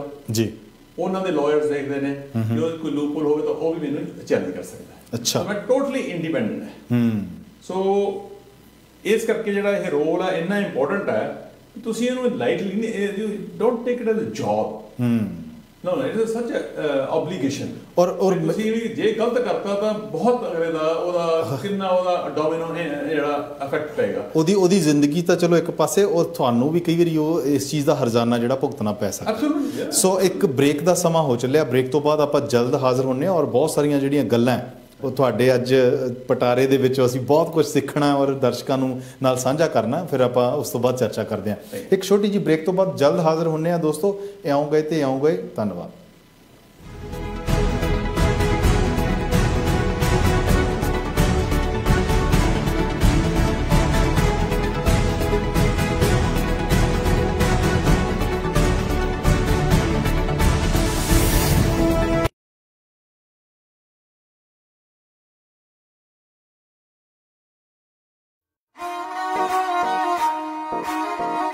ਨਜ਼ਰ ਮੇਲੇ ਵਿੱਚ ਨਾ ਲੱਗ ਜਾਵੇ ਸੁਰਮਾ ਅੱਖ ਵਿੱਚ ਪਾ ਕੇ ਜਾਵਾਂ ਸਾਵਣ ਦਾ ਮੀਂਹ ਸ਼ਮ ਸ਼ਮ ਵਰਦਾ ਮੈਂ ਲੱਖ ਲੱਖ ਸ਼ਗਨ ਮਨਾਵਾਂ ਤੀਆਂ ਦੇ ਮੇਲੇ ਵਿੱਚ ਜਾ ਕੇ ਗਿੱਧੇ ਦੇ ਵਿੱਚ ਧਮਾਲਾ ਪਾਵਾਂ ਆਓ ਮਨਾਈਏ ਤੀਆਂ ਸੌਣ ਦੀਆਂ ਵਿਜ਼ਨ ਪੰਜਾਬ ਟੀਵੀ ਦੇ ਨਾਲ 19 ਜੁਲਾਈ ਤੋਂ ਹਰੇਕ ਐਤਵਾਰ ਤੁਸੀਂ ਦੇਖ ਸਕਦੇ ਹੋ ਜੀ ਤੀਆਂ ਦਾ ਸਪੈਸ਼ਲ ਪ੍ਰੋਗਰਾਮ ਪੂਰਾ ਸੌਣ ਮਹੀਨੇ ਅਸੀਂ ਲੈ ਕੇ ਆਵਾਂਗੇ 7 ਵਜੇ ਸ਼ਾਮ ਨੂੰ ਸੈਂਟਰਲ ਸਟੈਂਡਰਡ ਟਾਈਮ ਦੇ ਉੱਤੇ ਤੁਸੀਂ ਇਹ ਪ੍ਰੋਗਰਾਮ ਦੇਖ ਸਕਦੇ ਹੈਗੇ ਹੋ, ਸਿਰਫ ਤੇ ਸਿਰਫ ਵਿਜ਼ਨ ਪੰਜਾਬ ਟੀਵੀ ਦੇ ਉੱਤੇ। ਬਿਲਕੁਲ ਜੀ, ਤੇ ਇਸ ਤੋਂ ਇਲਾਵਾ ਤੁਸੀਂ ਖੁਦ ਵੀ ਇਹਦੇ ਵਿੱਚ ਪਾਰਟਿਸਿਪੇਟ ਕਰ ਸਕਦੇ ਹੋ। ਪੂਰਾ ਕਲਚਰਲ ਪਹਿਰਾਵਾ ਪਾ ਕੇ, ਸੋਹਣੇ ਗਹਿਣੇ ਗੱਟੇ ਪਾ ਕੇ ਤੁਸੀਂ ਆਪਣੀਆਂ ਸੋਹਣੀਆਂ ਸੋਹਣੀਆਂ ਫੋਟੋਆਂ ਸਾਨੂੰ ਭੇਜ ਸਕਦੇ ਹੋ, ਜਿਹਦੇ ਭੇਜਣ ਦੀ ਲਾਸਟ ਤਰੀਕ ਹੈਗੀ ਆ ਜੀ 5 ਅਗਸਤ। ਔਰ ਇਹਨਾਂ ਦੇ ਵਿੱਚੋਂ ਹੀ 3 ਚੁਣੇ ਹੋਈਆਂ ਐਂਟਰੀਜ਼ ਨੂੰ ਮਿਲੇਗਾ ਜੀ ਇੱਕ ਸ਼ਾਨਦਾਰ ਪ੍ਰਾਈਜ਼ ਵਿਜ਼ਨ ਪੰਜਾਬ ਟੀਵੀ ਵੱਲੋਂ। ਆਓ ਮਨਾਈਏ ਤੀਆਂ ਸੌਣ ਦੀਆਂ ਵਿਜ਼ਨ ਪੰਜਾਬ ਟੀਵੀ ਦੇ ਨਾਲ।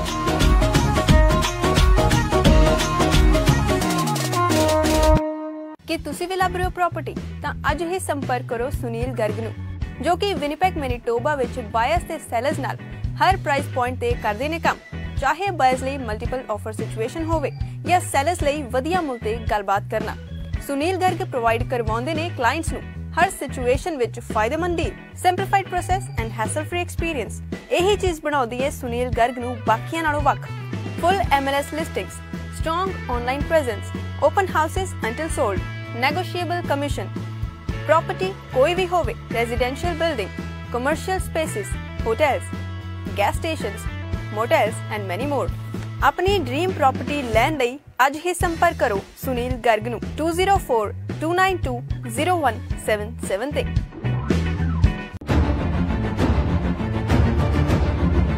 चाहे 7 समुंदर पार दी होवे खबर, चाहे किसे भी सरकार दी होवे खबर, हर शह तक जांदे हां, हर खबर दी तह तक जांदे हां। पंजाब दी टीस, पंजाब दा दर्द भी खोल सुणाउंदे हां। हर खबर दी लैंदे हां खबर, प्रोग्राम खबरां दी खबर विच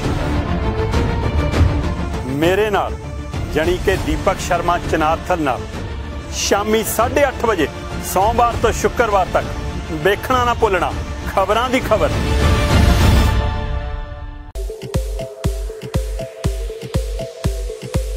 इंडियन कज़ीन दा स्वाद हुण कैनेडा च? जी हाँ, इंडियन कज़ीन दा स्वाद मिलेगा विनीपेग मैनीटोबा दे सिर्फ ते सिर्फ Clay Oven East Indian restaurant दे विच। वो भी किसी एक जगह नहीं, बल्कि Clay Oven East Indian restaurant serves you on 3 locations। For memorable food and exceptional value, you can contact us at, you can also mail us at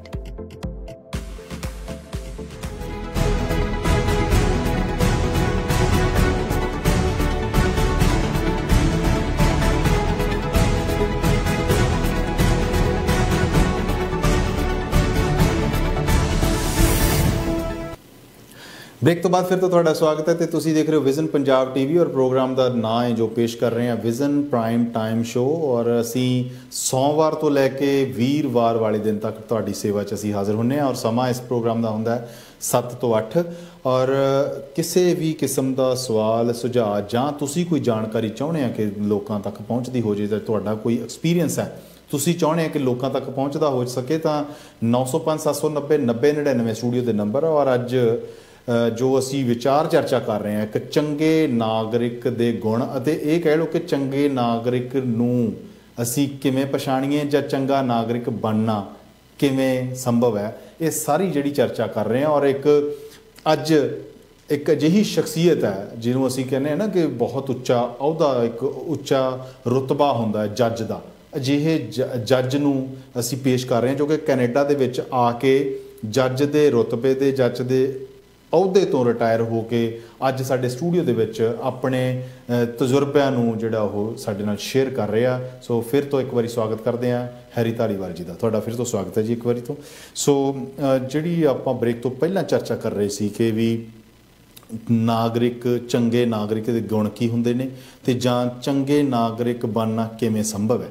सो एक किस तरह की कोई एग्जाम्पल ਜਾਂ मिसाल ਜਦੋਂ ਤੁਸੀਂ जज ਹੁੰਦੇ ਹੋਏ ਤੁਹਾਡੇ ਨਾਲ ਕੋਈ फोटो खिचाउण आया, पिक्चर खिचाउण आया ओथ लैण तो बाद, ਤਾਂ ਤੁਸੀਂ ਕੋਈ ਉਹਦੀ ਬੈਕਗਰਾਉਂਡ ਨੂੰ ਸਮਝਦੇ ਹੋਏ ਤੁਸੀਂ ਆਪਣੇ ਵੱਲੋਂ ਉਹਨੂੰ 2 ਸ਼ਬਦ ਕਹੇ ਹੋਣ ਕਿ ਭਾਈ ਕਾਕਾ ਹੁਣ ਤੂੰ ਇਸ ਤੋਂ ਬਾਅਦ ਦੀਆਂ ਜ਼ਿੰਮੇਵਾਰੀਆਂ ਨੂੰ ਜ਼ਰੂਰ ਸਮਝਣਾ।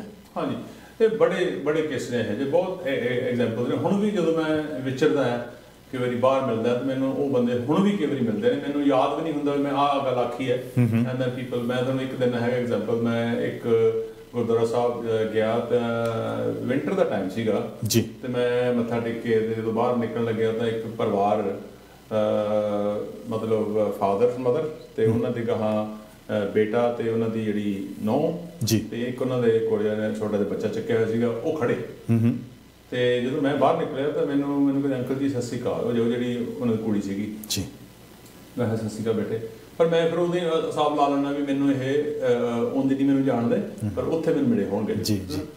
ਸੋ ਦੇਖੋ ਮੇਰੇ ਕੁਝ ਸ਼ਬਦ ਕਹੇ ਹੋਏ ਉਹਨਾਂ ਦੀ ਲਾਈਫ ਕਿਵੇਂ ਚੇਂਜ ਹੋਈ। ਮੈਂ ਉਹਨਾਂ ਨੂੰ ਦਿੱਤੀ ਐਗਜ਼ਾਮਪਲ ਦਿੱਤੀ ਕਿਉਂਕਿ ਕੁੜੀ ਉਹ ਪੜ੍ਹੀ ਲਿਖੀ ਸੀ ਜੀ ਤੇ ਮੁੰਡਾ ਟਰੱਕ ਡਰਾਈਵਰ ਸੀਗਾ। ਮੈਂ ਕਿਹਾ ਦੇਖੋ ਤੁਸੀਂ ਇੱਕ ਚੰਗੀ ਔਰਤ ਦੇ ਨਾਲ, ਚੰਗੀ ਐਜੂਕੇਸ਼ਨ ਵਾਲੇ ਨਾਲ ਵਿਆਹ ਕਰਾ ਕੇ ਲੈ ਕੇ ਆਏ, ਹੁਣ ਇੱਥੇ ਇਸ ਕੰਟਰੀ ਵਿੱਚ ਆ ਕੇ ਇਹ ਨਹੀਂ ਮਹਿਸੂਸ ਕਰਨਾ ਵੀ ਇਹ ਮੇਰੇ ਨਾਲੋਂ ਜ਼ਿਆਦਾ ਕਾਮਯਾਬ ਹੋ ਗਈ ਤੇ ਮੇਰੇ ਨਾਲੋਂ ਜ਼ਿਆਦਾ ਪ੍ਰੋਫੈਸ਼ਨਲੀ ਜ਼ਿਆਦਾ ਪੈਸੇ ਬਣਾਉਣ ਲੱਗ ਗਈ ਤਾਂ ਮੈਂ ਉਸ ਨੂੰ ਤੁਸੀਂ ਮਤਲਬ ਥੱਲੇ ਨੂੰ ਖਿੱਚ ਕੇ ਰੱਖੋ, ਡੋਮੀਨੇਟ ਨਹੀਂ ਕਰਨਾ। ਵੀ ਇਹਨਾਂ ਨੂੰ ਹੁਣ ਤੁਸੀਂ you should also help her to realise her full potential ਜੀ, ਕਿਉਂਕਿ ਸਿਟੀਜ਼ਨ ਦਾ ਸਭ ਤੋਂ ਵੱਡਾ ਜਿਹੜਾ ਤੁਹਾਡਾ ਨਾ ਓਬਲੀਗੇਸ਼ਨ ਇਹੀ ਹੈ, ਤੁਹਾਡਾ ਫਰਜ਼ ਇਹੀ ਹੈ ਵੀ ਤੁਸੀਂ ਕੋਈ ਵੀ ਕੰਮ ਕਰਦੇ ਹੋ, ਟੈਕਸੀ ਚਲਾਉਂਦੇ ਹੋ, ਫਾਰਮ 'ਚ ਕੰਮ ਕਰਦੇ ਹੋ, ਜੱਜ ਹੋ, ਕਿਵੇਂ ਆ, ਤੁਸੀਂ ਇਹੋ ਜਿਹਾ ਓਪੀਨੀਅਨ ਰੱਖਣਾ, ਇਹੋ ਜਿਹੇ ਵਿਚਾਰ ਰੱਖਣੇ ਆ ਕਿ ਤੁਹਾਡਾ ਆਸ-ਪਾਸ ਆ ਜਿਹੜਾ ਉਹ ਤੁਸੀਂ ਕਿਸੇ ਦੇ ਕੰਮ 'ਚ ਜਾਂ ਕਿਸੇ ਦੇ ਈਵਨ ਲਾਈਫ ਉਹਦੇ ਜਿਹੜੇ ਵਿੱਚ ਕੋਈ ਆਬਸਟੀਕਲ ਨਹੀਂ ਪੈਦਾ ਕਰਨੀ, ਉਹਨੂੰ ਸਭ ਤੋਂ ਹੈਲਪ ਪੈਦਾ ਕਰਨੀ। ਤੇ ਉਹਨਾਂ ਨੇ ਜੀ ਚਲੋ ਉਹ ਕੁੜੀ ਨੇ ਉਹ ਕਹਿੰਦੀ ਅੰਕਲ ਮੈਂ ਉਸ ਤੋਂ ਬਾਅਦ ਮੈਂ ਆਪਣੇ ਹੰਬਰ ਕਾਲਜ ਗਈ, ਉੱਥੋਂ ਜਾ ਕੇ ਮੈਂ ਆਹ ਕੋਰਸ ਕੀਤਾ, ਹੁਣ ਮੈਂ ਆਹ ਜੌਬ ਕਰਦੀ ਹੈ। ਕਿਉਂਕਿ I gave them my example ਜੀ, ਹੈ ਨਾ। ਦੈਟ ਮੈਂ ਜਦੋਂ ਮੇਰਾ ਵਿਆਹ ਹੋਇਆ, ਮੇਰੀ ਵਾਈਫ ਜਿਹੜੀ ਸੀਗੀ ਉਹ ਨਾਰਮਲ ਜਿਵੇਂ ਇੱਥੇ ਆਪਣੀ BA ਹੁੰਦੀ ਹੈ, ਸੋ ਆਈ ਵਾਜ਼ ਮੇਰੀ B.Tech ਕੀਤੀ ਸੀ, so I knew that she could be professionally very successful, right. So I encourage her to do CMA and all this. ਕਦੇ ਮੈਂ ਪੜ੍ਹਨ ਲੱਗ ਗਿਆ, ਸਾਡੇ ਮੇਰੇ ਜਿਹੜੇ ਪੇਰੈਂਟਸ ਵੀ ਮੇਰੇ ਨਾਲ ਸੀ, ਉਹਨਾਂ ਨੂੰ ਐਜੂਕੇਸ਼ਨ ਦਾ ਬੜਾ ਸੀਗਾ ਸ਼ੌਕ ਸੀ। ਇਹ ਸੀਨੀਅਰ ਵਾਸਤੇ ਵੀ ਬੜਾ ਇੰਪੋਰਟੈਂਟ ਹੈ, ਆਪਦੇ ਬੱਚਿਆਂ ਨੂੰ ਇਸ ਤਰ੍ਹਾਂ ਦਾ ਮਾਹੌਲ ਪੈਦਾ ਕਰੋ, ਉੱਥੇ ਵੀ ਤੁਸੀਂ ਇਹਨਾਂ ਵਾਸਤੇ ਔਖੇ ਹੋਏ ਹੋ। ਜੇ ਇੱਥੇ ਆ ਕੇ ਇਹਨਾਂ ਨੂੰ ਲੱਗਦਾ ਵੀ 5 ਸਾਲ ਦੀ ਇਹਨਾਂ ਨੂੰ ਹੋਰ ਹੈਲਪ ਦੀ ਲੋੜ ਆ, ਦੇ ਬੱਚੇ ਸਾਹਮਣੇ ਉਹਨਾਂ ਨੂੰ ਕਹੋ ਵੀ ਤੁਸੀਂ ਮੇਰੇ ਮਾਂ ਨੇ ਕਹਿਣਾ ਵੀ ਤੁਸੀਂ ਐਂ ਕਰੋ ਲਾਇਬ੍ਰੇਰੀ ਜਾਓ, ਜਿਹੜੇ ਤੁਹਾਡੇ ਬੱਚੇ ਨੇ ਇਹਨਾਂ ਨਾਲ ਘੰਟੇ ਤੋਂ ਘੰਟਾ ਦਾ ਟਾਈਮ ਸਪੈਂਡ ਕਰੋ ਤੇ ਕਰੋ। ਤੇ ਨਾਓ ਉਹਨੂੰ ਐਗਜ਼ਾਮਪਲ ਦਿੱਤੀ ਵੀ ਮੇਰੀ ਵਾਈਫ ਹੈ professionally always been very successful ji, no? She is probably right now she is not very political, she is not very well known, probably the one of the most successful Sikh women in Canada in a public sector, wow, you know? So ਇਸ ਕਰਕੇ ਜਿਹੜਾ ਤੁਸੀਂ ਮਾਹੌਲ ਹੈ ਇਹ ਜਦ ਪੈਦਾ ਕਰਦੇ, ਫਿਰ ਜਿਹੜਾ ਇਹ ਨਹੀਂ ਵੀ ਮੈਂ ਆਪਣੇ ਲੋਕਾਂ ਦੇ ਵਿੱਚ ਇਹ ਫਰਕ ਪੈਦਾ ਕਰਨਾ, ਉਹ ਉਹਨਾਂ ਦੀ ਜਿਹੜੀ ਹੈਗੀ ਆ ਉਹਨਾਂ ਨੂੰ ਕਰਨਾ।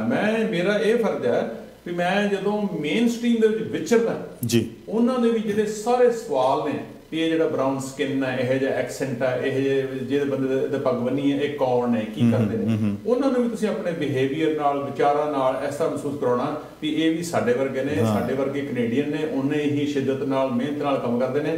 ਤੁਹਾਨੂੰ ਮੈਂ ਇੱਕ ਐਗਜ਼ਾਮਪਲ ਦੇਣਾ, ਇੱਥੇ ਛੋਟਾ ਜਿਹਾ ਟਾਊਨ ਹੈਗਾ ਆਪਣੇ ਹੰਟਸਵਿਲ ਹੈ ਜੀ, ਉੱਥੇ ਮਿਨਿਸਟਰ ਸੀਗਾ ਟੋਨੀ ਕਲੇਮੈਂਟ। ਚਲੋ ਉਹਨਾਂ ਦੇ ਥਰੂ ਮੈਨੂੰ ਉੱਥੋਂ ਦੇ ਜਿਹੜੇ ਮੇਰੀ ਡਿਊਟੀ ਲੱਗੀ, ਮੈਂ ਹਮੇਸ਼ਾ ਕੋਸ਼ਿਸ਼ ਕਰਦਾ ਹੁੰਦਾ ਸੀ ਜਦੋਂ ਮੇਰੀ ਸਿਟੀਜ਼ਨਸ਼ਿਪ ਦੀ ਸੈਰੇਮਨੀ ਹੁੰਦੀ ਹੈ, ਜਿਹੜੀ ਇਹਨੂੰ ਅਸੀਂ ਇਨਹੈਂਸ ਸੈਰੇਮਨੀ ਕਹਿੰਦੇ, ਜਿਹੜੀ ਬਾਹਰ ਹੁੰਦੀ ਹੈ ਜਦੋਂ ਜੁਲਾਈ 1 ਨੂੰ ਜਾਂ ਹੋਰ ਕੋਈ ਸਪੈਸ਼ਲ ਦਿਨ ਹੈ, ਤੇ ਉੱਥੇ ਅਸੀਂ ਜਦੋਂ ਸੈਰੇਮਨੀ ਮੈਂ ਜਾਣ ਕੇ ਜ਼ਿਆਦਾ ਜਿਹੜੇ ਜਿੱਥੇ ਆਪਣੇ ਲੋਕ ਨਾ ਹੋਣ ਉੱਥੇ ਕਰਨ ਦੀ ਕੋਸ਼ਿਸ਼ ਕਰਦਾ ਹੁੰਦਾ ਸੀ, ਕਿਉਂਕਿ ਉੱਥੇ ਜਦੋਂ ਦੇਖਣਗੇ ਮੈਂ ਉੱਥੇ ਮੋਸਟਲੀ ਫਿਰ ਪੱਗ ਬੰਨ ਕੇ ਵੀ ਜਾਣਾ। ਜਦੋਂ ਮੈਂ ਉੱਥੇ ਪੱਗ ਬੰਨ ਕੇ ਮੈਂ ਇੱਕ ਰਾਤ ਪਹਿਲਾਂ ਜਾਣਾ, ਉੱਥੋਂ ਦੇ ਮੇਅਰ ਨੂੰ ਮਿਲਣਾ, ਕਾਉਂਸਲਰ ਨੂੰ ਮਿਲਣਾ, ਆਪਣੇ ਕਲਚਰ ਬਾਰੇ ਗੱਲ ਕਰਨੀ ਹੈ, ਉਹਨਾਂ ਦੀ ਗੱਲ ਕਰਨੀ ਹੈ, ਸ਼ਹਿਰ ਦੀ ਹਿਸਟਰੀ ਪੜ੍ਹਨੀ ਹੈ, ਸਭ ਕੁਝ ਕਰਨਾ ਹੈ। ਨੈਕਸਟ ਡੇ ਉਹ ਜਿਹੜੀਆਂ ਚੀਜ਼ਾਂ ਆਪਣੀ ਸਪੀਚ ਦੇ ਵਿੱਚ ਮੈਂ ਐਡ ਕਰਨੀ ਜੀ, ਤਾਂ ਕਿ ਉਹਨਾਂ ਨੂੰ ਐਂ ਲੱਗੇ ਵੀ ਇਹ ਬੰਦਾ ਇਹ ਏਰੀਆ ਨੂੰ ਜਾਣਦਾ। ਬਿਲਕੁਲ ਉਹ ਮੈਂ ਤਾਂ ਦੱਸਦਾ, ਉੱਥੇ 300-400 ਬੰਦਾ ਹੋਏਗਾ, ਬਜ਼ੁਰਗ ਸੀਗੇ 70-75-80 ਸਾਲ ਦੇ। ਤੇ ਜਦੋਂ ਉਹਨਾਂ ਨੇ ਇੱਕ ਪੱਗ ਵਾਲਾ ਬੰਦਾ ਤੇ ਪਿੱਛੇ ਮੂਹਰੇ ਆਪਣੇ RC-MP ਹੈ, ਮਿਨਿਸਟਰ ਵਗੈਰਾ, MP ਵਗੈਰਾ ਮੇਰੇ ਸਾਰੇ ਆਪਣੇ ਪਿੱਛੇ ਆ ਰਹੇ ਨੇ, ਤੇ ਜਦੋਂ ਮੈਂ ਜਾ ਰਿਹਾ ਤੇ ਮੈਂ ਜਾ ਕੇ ਆਪਣੇ ਚੇਅਰ ਤੇ ਬੈਠਾ, ਸਾਰਿਆਂ ਨੂੰ ਕਿਹਾ ਬਹਿ ਜਾਓ, ਦਿਸਦਾ ਉਹ ਸਾਰਾ ਸੋਚੋ। ਮੈਂ ਉਹਨਾਂ ਦੇ ਬਾਡੀ ਲੈਂਗੁਏਜ ਤੋਂ ਇਹ ਦੇਖ ਰਿਹਾ ਸੀ ਕਿ ਉਹ ਜਿਹੜੇ ਬਜ਼ੁਰਗ ਖੜੇ ਸੀ ਉਹ ਬੜੇ ਐਜੀਟੇਟਡ ਜਿਹੇ ਸੀ ਵੀ ਇਹ ਯਾਰ ਕਿਹੜੇ ਪੱਗ ਵਾਲਾ ਬੰਦਾ ਵੀ ਜੱਜ ਹੋ ਸਕਦਾ। ਪੱਗ ਵਾਲਾ ਬੰਦਾ ਦੇਖੋ ਕਿ ਇਹ ਉਹਨਾਂ ਦਾ ਫੀਅਰ ਹੈ ਆਫ ਯਾਨੀ ਅਨਨੋਨ ਦਾ, ਹੈ ਨਾ, ਵੀ ਇਹ ਕੌਣ ਨੇ ਬੰਦੇ ਜੀ। तो मैं उन्होंने उत्ते अख भी रखी थोड़ी जी, मैं I want to always know my crowd भी की हैगी है, ਤੇ ਮੈਂ ਕਰਦਾ ਕਰਾਉਂਦਾ ਜੀ ਉੱਥੇ ਆਪਣਾ ਸਪੀਚ ਵੀ ਦਿੱਤੀ, ਸਭ ਕੁਝ ਕਰਦਾ ਉਹ ਕਰਦਾ। ਉਸ ਤੋਂ ਬਾਅਦ ਤੁਸੀਂ ਬੱਚਿਆਂ ਨਾਲ ਇੰਟਰੈਕਸ਼ਨ ਕਰਦੇ ਹੋ, ਫੋਟੋ ਖਿਚਾਉਂਦੇ ਹੋ, ਹੋਰ ਇਹੋ ਜਿਹੀ ਗੱਲਾਂ ਬਾਤਾਂ ਕਰਦੇ ਹੋ। ਕਰਦੇ ਉਹ ਬੰਦੇ ਨਾ ਹੌਲੀ ਹੌਲੀ ਮੇਰੇ ਕੋਲੇ ਆਉਣ ਲੱਗੇ ਜੀ, ਯਾਨੀ ਐਂਡ ਦੇ ਉੱਤੇ ਜਾ ਕੇ ਜਦੋਂ ਫੋਟੋ ਖਿਚਾਉਣੇ ਸੀ ਤੇ ਉਹ ਵੀ ਕੋਲੇ ਆ ਗਏ। ਮੇਰੇ ਨਾਲ ਉਹਨਾਂ ਨੇ ਫੋਟੋ ਖਿਚਾਈ ਜੀ, ਹੱਥ ਮਿਲਾਇਆ, ਜੱਫੀ ਪਾਈ ਇੱਕ ਜਿਹੜਾ ਉਹਦੇ ਚ ਐਲਡਰਲੀ ਬੰਦਾ ਸੀ, ਮੇਰੇ ਖਿਆਲ ਵੀ ਉਹਦੀ 80-85 ਸਾਲ ਦੀ ਏਜ ਹੋਣੀ ਹੈ ਜੀ। ਉਹਨੇ ਮੈਨੂੰ ਜੱਫੀ ਇਸ ਤਰੀਕੇ ਨਾਲ ਪਾਈ ਕਿ ਉਹਦਾ ਜਿਹੜੇ ਬੁੱਲ ਸੀ ਮੇਰੇ ਆਲਮੋਸਟ ਇੱਥੇ ਆਪਣੇ ਕੰਨ ਦੇ ਉੱਤੇ ਆ ਗਏ, ਉਹਦੀ ਕਾਫੀ ਉਹਦੀ ਹਾਈਟ ਸੀ। ਤੇ ਮੈਨੂੰ ਪਤਾ ਕਹਿੰਦਾ ਸਨ, ਕਹਿੰਦਾ you are a better Canadian than my own son. ਵਾਹ ਵਾਹ, ਬਹੁਤ ਅੱਛਾ।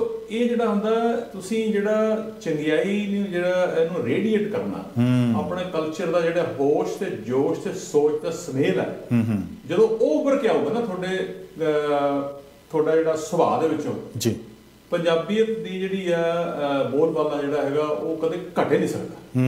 ਜਦੋਂ ਅਸੀਂ ਜਿਹੜਾ ਦੂਜਾ ਗਰੀਡ, ਫੀਅਰ, ਮਾੜੇ ਕੰਮ, ਅਨਐਥੀਕਲ ਵੈਲਿਊਜ਼, ਉਹਨਾਂ ਦੀ ਸਾਨੂੰ ਇਹ ਹੋਵੇ, ਦੇਖੋ ਜਿਹੜੀ ਜ਼ਮੀਨ ਹੈ, ਜਦੋਂ ਮੈਨੂੰ ਪਤਾ ਹੈ ਵੀ ਇੱਥੇ ਮੈਂ ਜਦੋਂ ਉਂਝ ਬੀਜਦਾ ਜੀ ਉਹ ਸਾਰਾ ਕੁਝ ਹੋ ਜਾਂਦਾ, ਤੇ ਮੈਨੂੰ ਦੂਜਾ ਚੀਜ਼ਾਂ ਬੀਜਣ ਦੀ ਲੋੜ ਕੀ ਹੈ। ਬਿਲਕੁਲ, ਬਹੁਤ ਅੱਛੀ ਤੁਸੀਂ ਇਹ ਜਿਹੜੀ ਪੁਆਇੰਟ ਰੱਖਿਆ। ਇਸ ਕਰਕੇ ਉਹ ਜਿਹੜਾ ਹੈਗਾ, ਇਸ ਕਰਕੇ ਜਿਹੜਾ ਭਾਵੇਂ ਤੁਸੀਂ ਫਾਰਮ 'ਚ ਕੰਮ ਕਰਦੇ ਹੋ, ਟੈਕਸੀ ਚਲਾਉਂਦੇ, ਭਾਵੇਂ ਜੱਜ ਹੋ, ਭਾਵੇਂ MP ਹੋ, ਭਾਵੇਂ ਮਿਨਿਸਟਰ ਹੋ ਜੀ, ਜਿਹੜੀ ਸਿਟੀਜ਼ਨਸ਼ਿਪ ਦੇ ਜਿਹੜੇ ਤੁਹਾਡੀ ਇੱਕ ਓਬਲੀਗੇਸ਼ਨ ਹੈ, ਜਿਹੜੀ ਸਪਿਰਿਟ ਹੈ, ਉਹ ਸਾਰੇ ਜੋੜ ਨਹੀਂ ਹੈ।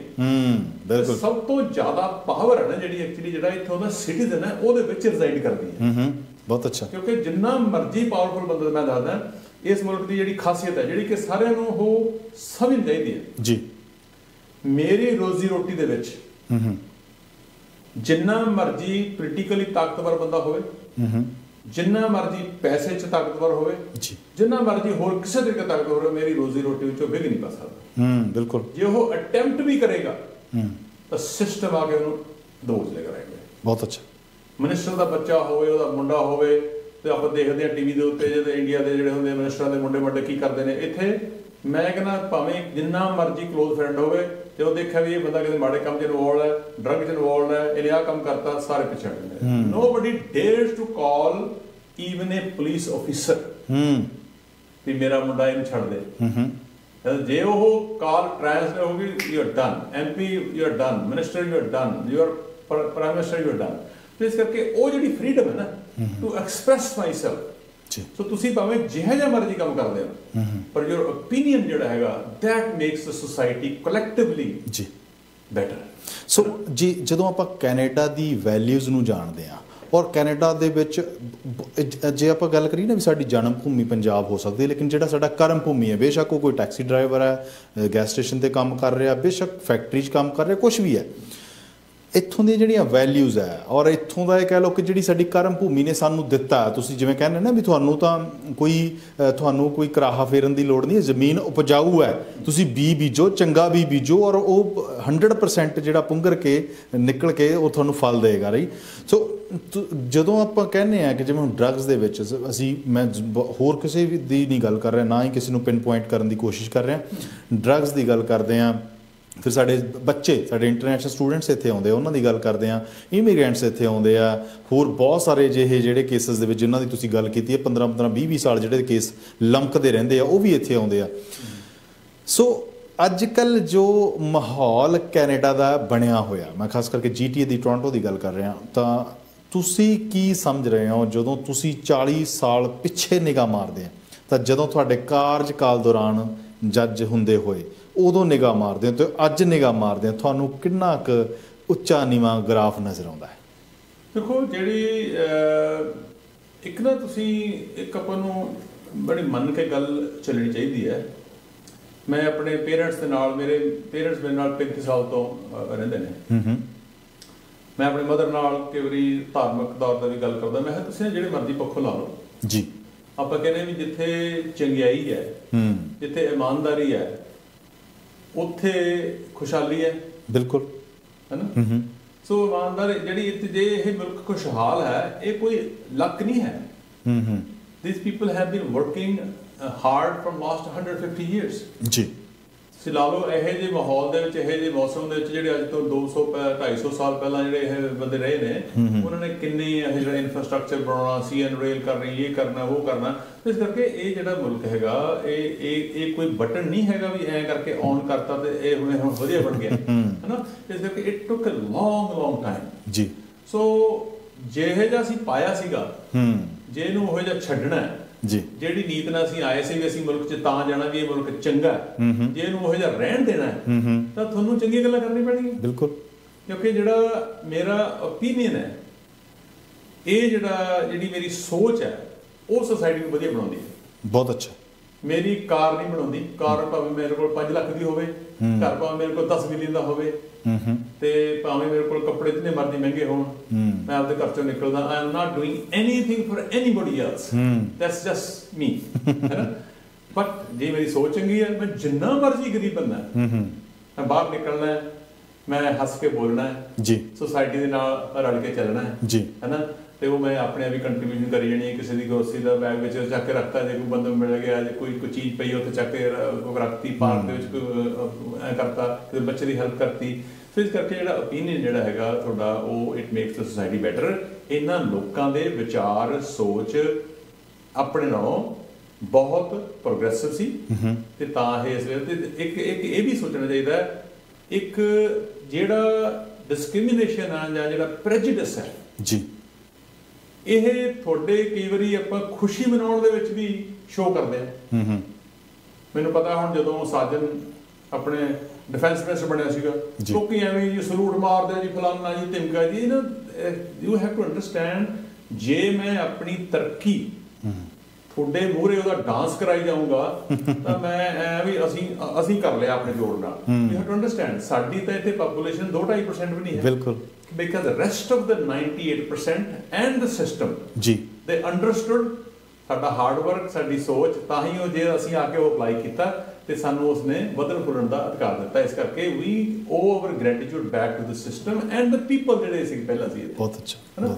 ਇਹ ਕਰਕੇ ਕਦੇ ਵੀ ਇਸ ਤਰ੍ਹਾਂ ਨਹੀਂ ਮਹਿਸੂਸ ਕਰਨਾ ਚਾਹੀਦਾ ਫਿਰ ਬਾਕੀ ਇਹ ਵੀ ਕੋਸ਼ਿਸ਼ ਇਹ ਨਾ ਕਰੋ ਵੀ ਤੁਸੀਂ ਇੱਥੋਂ ਦੇ ਲੋਕਾਂ ਦੇ ਨਾਲ ਜਾਂ ਬੰਦਿਆਂ ਦੇ ਨਾਲ ਥੋੜਾ ਲਿੰਕ ਹੈ ਇੱਥੋਂ ਦੀ ਜਿਹੜੀ ਲੈਂਡਸਕੇਪ ਹੈ ਤੁਸੀਂ ਵੀ ਆਰਟ ਦੇ ਨਾਲ ਥੋੜਾ ਹੈਗਾ ਪ੍ਰਭਾਵ ਵਾਸਤਾ ਹੈ ਜੇ ਤੁਸੀਂ ਲੇਕ ਦੇ ਮੂਹਰੇ ਜਾ ਕੇ ਖੜਦੇ ਹੋ ਕੋਈ ਚੰਗੀ ਜਿਹੜੀ ਕੋਈ ਜਗ੍ਹਾ ਜਿਹੜੀ ਕੋਈ ਕੁਦਰਤੀ ਜਿਹੜਾ ਹੈਗੀ ਗੱਲ ਹੈ ਉੱਥੇ ਤੁਹਾਡਾ ਐਕਸੈਂਟ ਨਹੀਂ ਉਹਨੇ ਪੁੱਛਣਾ ਵੀ ਲੇਕ ਨੇ ਤੁਹਾਡੀ ਉਹਨੇ ਲੈਂਗੁਏਜ ਨਹੀਂ ਪੁੱਛਣੀ ਤੁਹਾਡਾ ਕੱਦ ਨਹੀਂ ਦੇਖਣਾ ਤੁਹਾਡਾ ਰੰਗ ਨਹੀਂ ਦੇਖਣਾ ਉਹਨੇ ਤੁਹਾਨੂੰ ਉਹੀ ਫੀਲਿੰਗ ਦੇਖਣੀ ਹੈ ਭਾਵੇਂ ਆਪਣੀ ਲੈਂਗੁਏਜ ਦੇ ਜੇ ਕੋਈ 4 ਲਾਈਨਾਂ ਵੀ ਲਿਖਣੀਆਂ ਉਹ ਤੁਹਾਨੂੰ ਉਹੀ ਫੀਲਿੰਗ ਦੇਣੀ ਉਹਨੇ ਇਸ ਕਰਕੇ ਜਿਹੜਾ ਰਿਲੇਸ਼ਨਸ਼ਿਪ ਹੈ ਇੱਥੇ ਇਸ ਲੈਂਡਸਕੇਪ ਨਾਲ ਬਣਾਓ ਜੀ ਤੇ ਇੱਥੋਂ ਦਾ ਜਿਹੜਾ ਸਿਸਟਮ ਹੈ ਉਹਦੇ ਤੇ ਇੰਨਾ ਵਿਸ਼ਵਾਸ ਕਰੋ ਵੀ ਗਾਇਬ ਜੇ ਕੋਈ ਤੁਹਾਨੂੰ ਕੋਈ ਮਾੜੀ ਚੰਗੀ ਗੱਲ ਕਰਦਾ ਵੀ ਇਹ ਸਿਸਟਮ ਤੁਹਾਡੇ ਨਾਲ ਹੈ ਬਹੁਤ ਲੋਕਾਂ ਦੀ ਜਿਹੜੀ ਪਸੰਦਗੀ ਜੇ ਤੁਸੀਂ ਨਹੀਂ ਇੱਥੇ ਤੁਹਾਨੂੰ ਮਿਲਣੀ ਉਹ ਤੁਹਾਡੇ ਫਿਰ ਕੰਮਾਂ ਕਰਾਉਣਾ ਮਿਲਣੀ ਹੈ ਅੱਛੇ ਹੋਵੋਗੇ ਜਿਹੜਾ ਉੱਥੇ ਦੇ ਜਿਹੜੀ ਨੇਬਰਹੁੱਡ ਆ ਤੁਹਾਨੂੰ ਪਸੰਦ ਕਰੂਗੀ ਤੁਸੀਂ ਤੁਹਾਨੂੰ ਕੋਈ ਵੱਡਾ ਚਾਂਸ ਮਿਲ ਗਿਆ ਜੇ ਮੈਨੂੰ ਜਦੋਂ ਹੁਣ ਜੱਜ ਦਾ ਚਾਂਸ ਮਿਲ ਗਿਆ ਦੈਨ